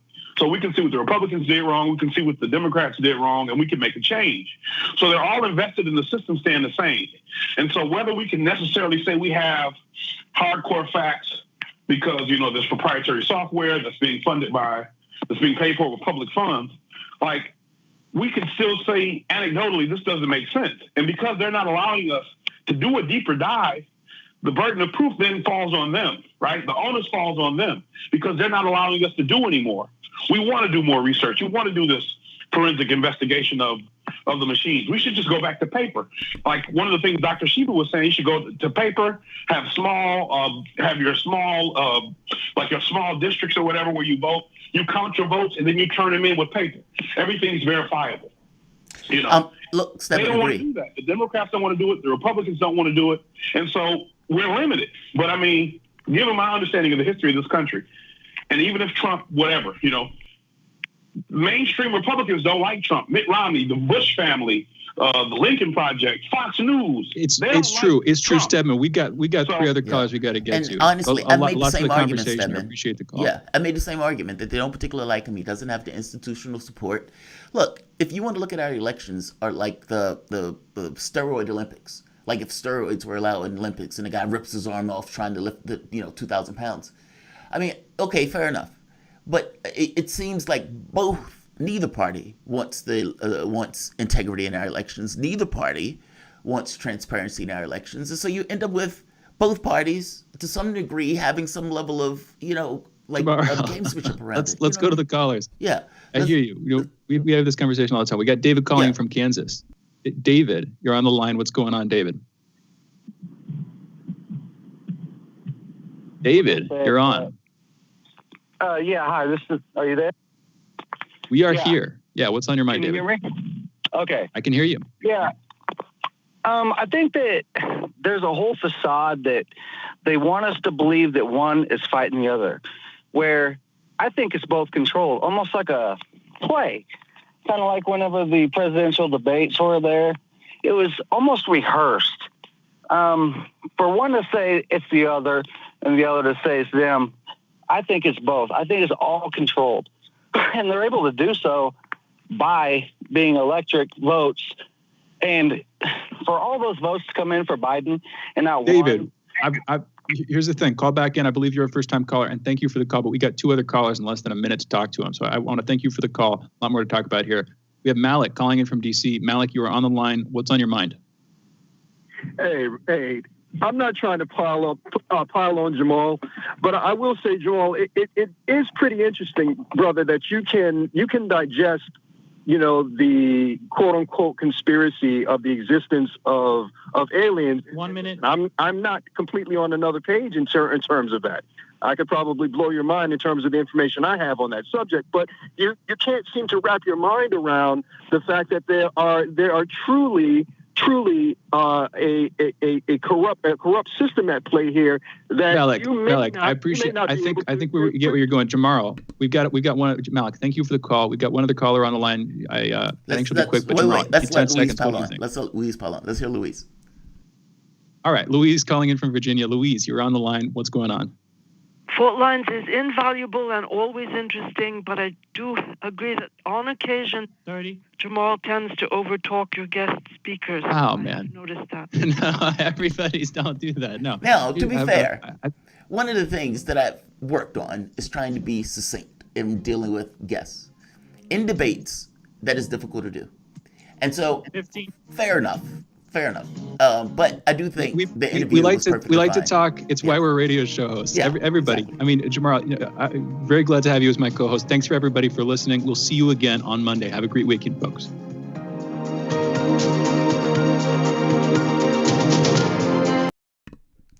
Fault lines.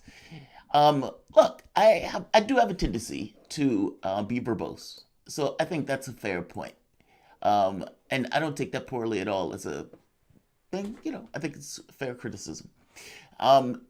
Whether it's too much is entirely subjective. There are times where I do think I overtalk. I do not think I overtalk Pasta and Fiorella. And like I said, it was a great conversation. I thought they were able to get their point across. And it is important to push back when you're having a debate. If you don't do that, it's this thing of not controlling and not owning the space. You're going to have some people who are like, he didn't say anything at all. He just let those people walk over him. So you have that thing. It's subjective. People who really love it and believe it want them to talk more. People who don't believe it want them to talk less. We, or I, the radio host, are stuck in the middle of that.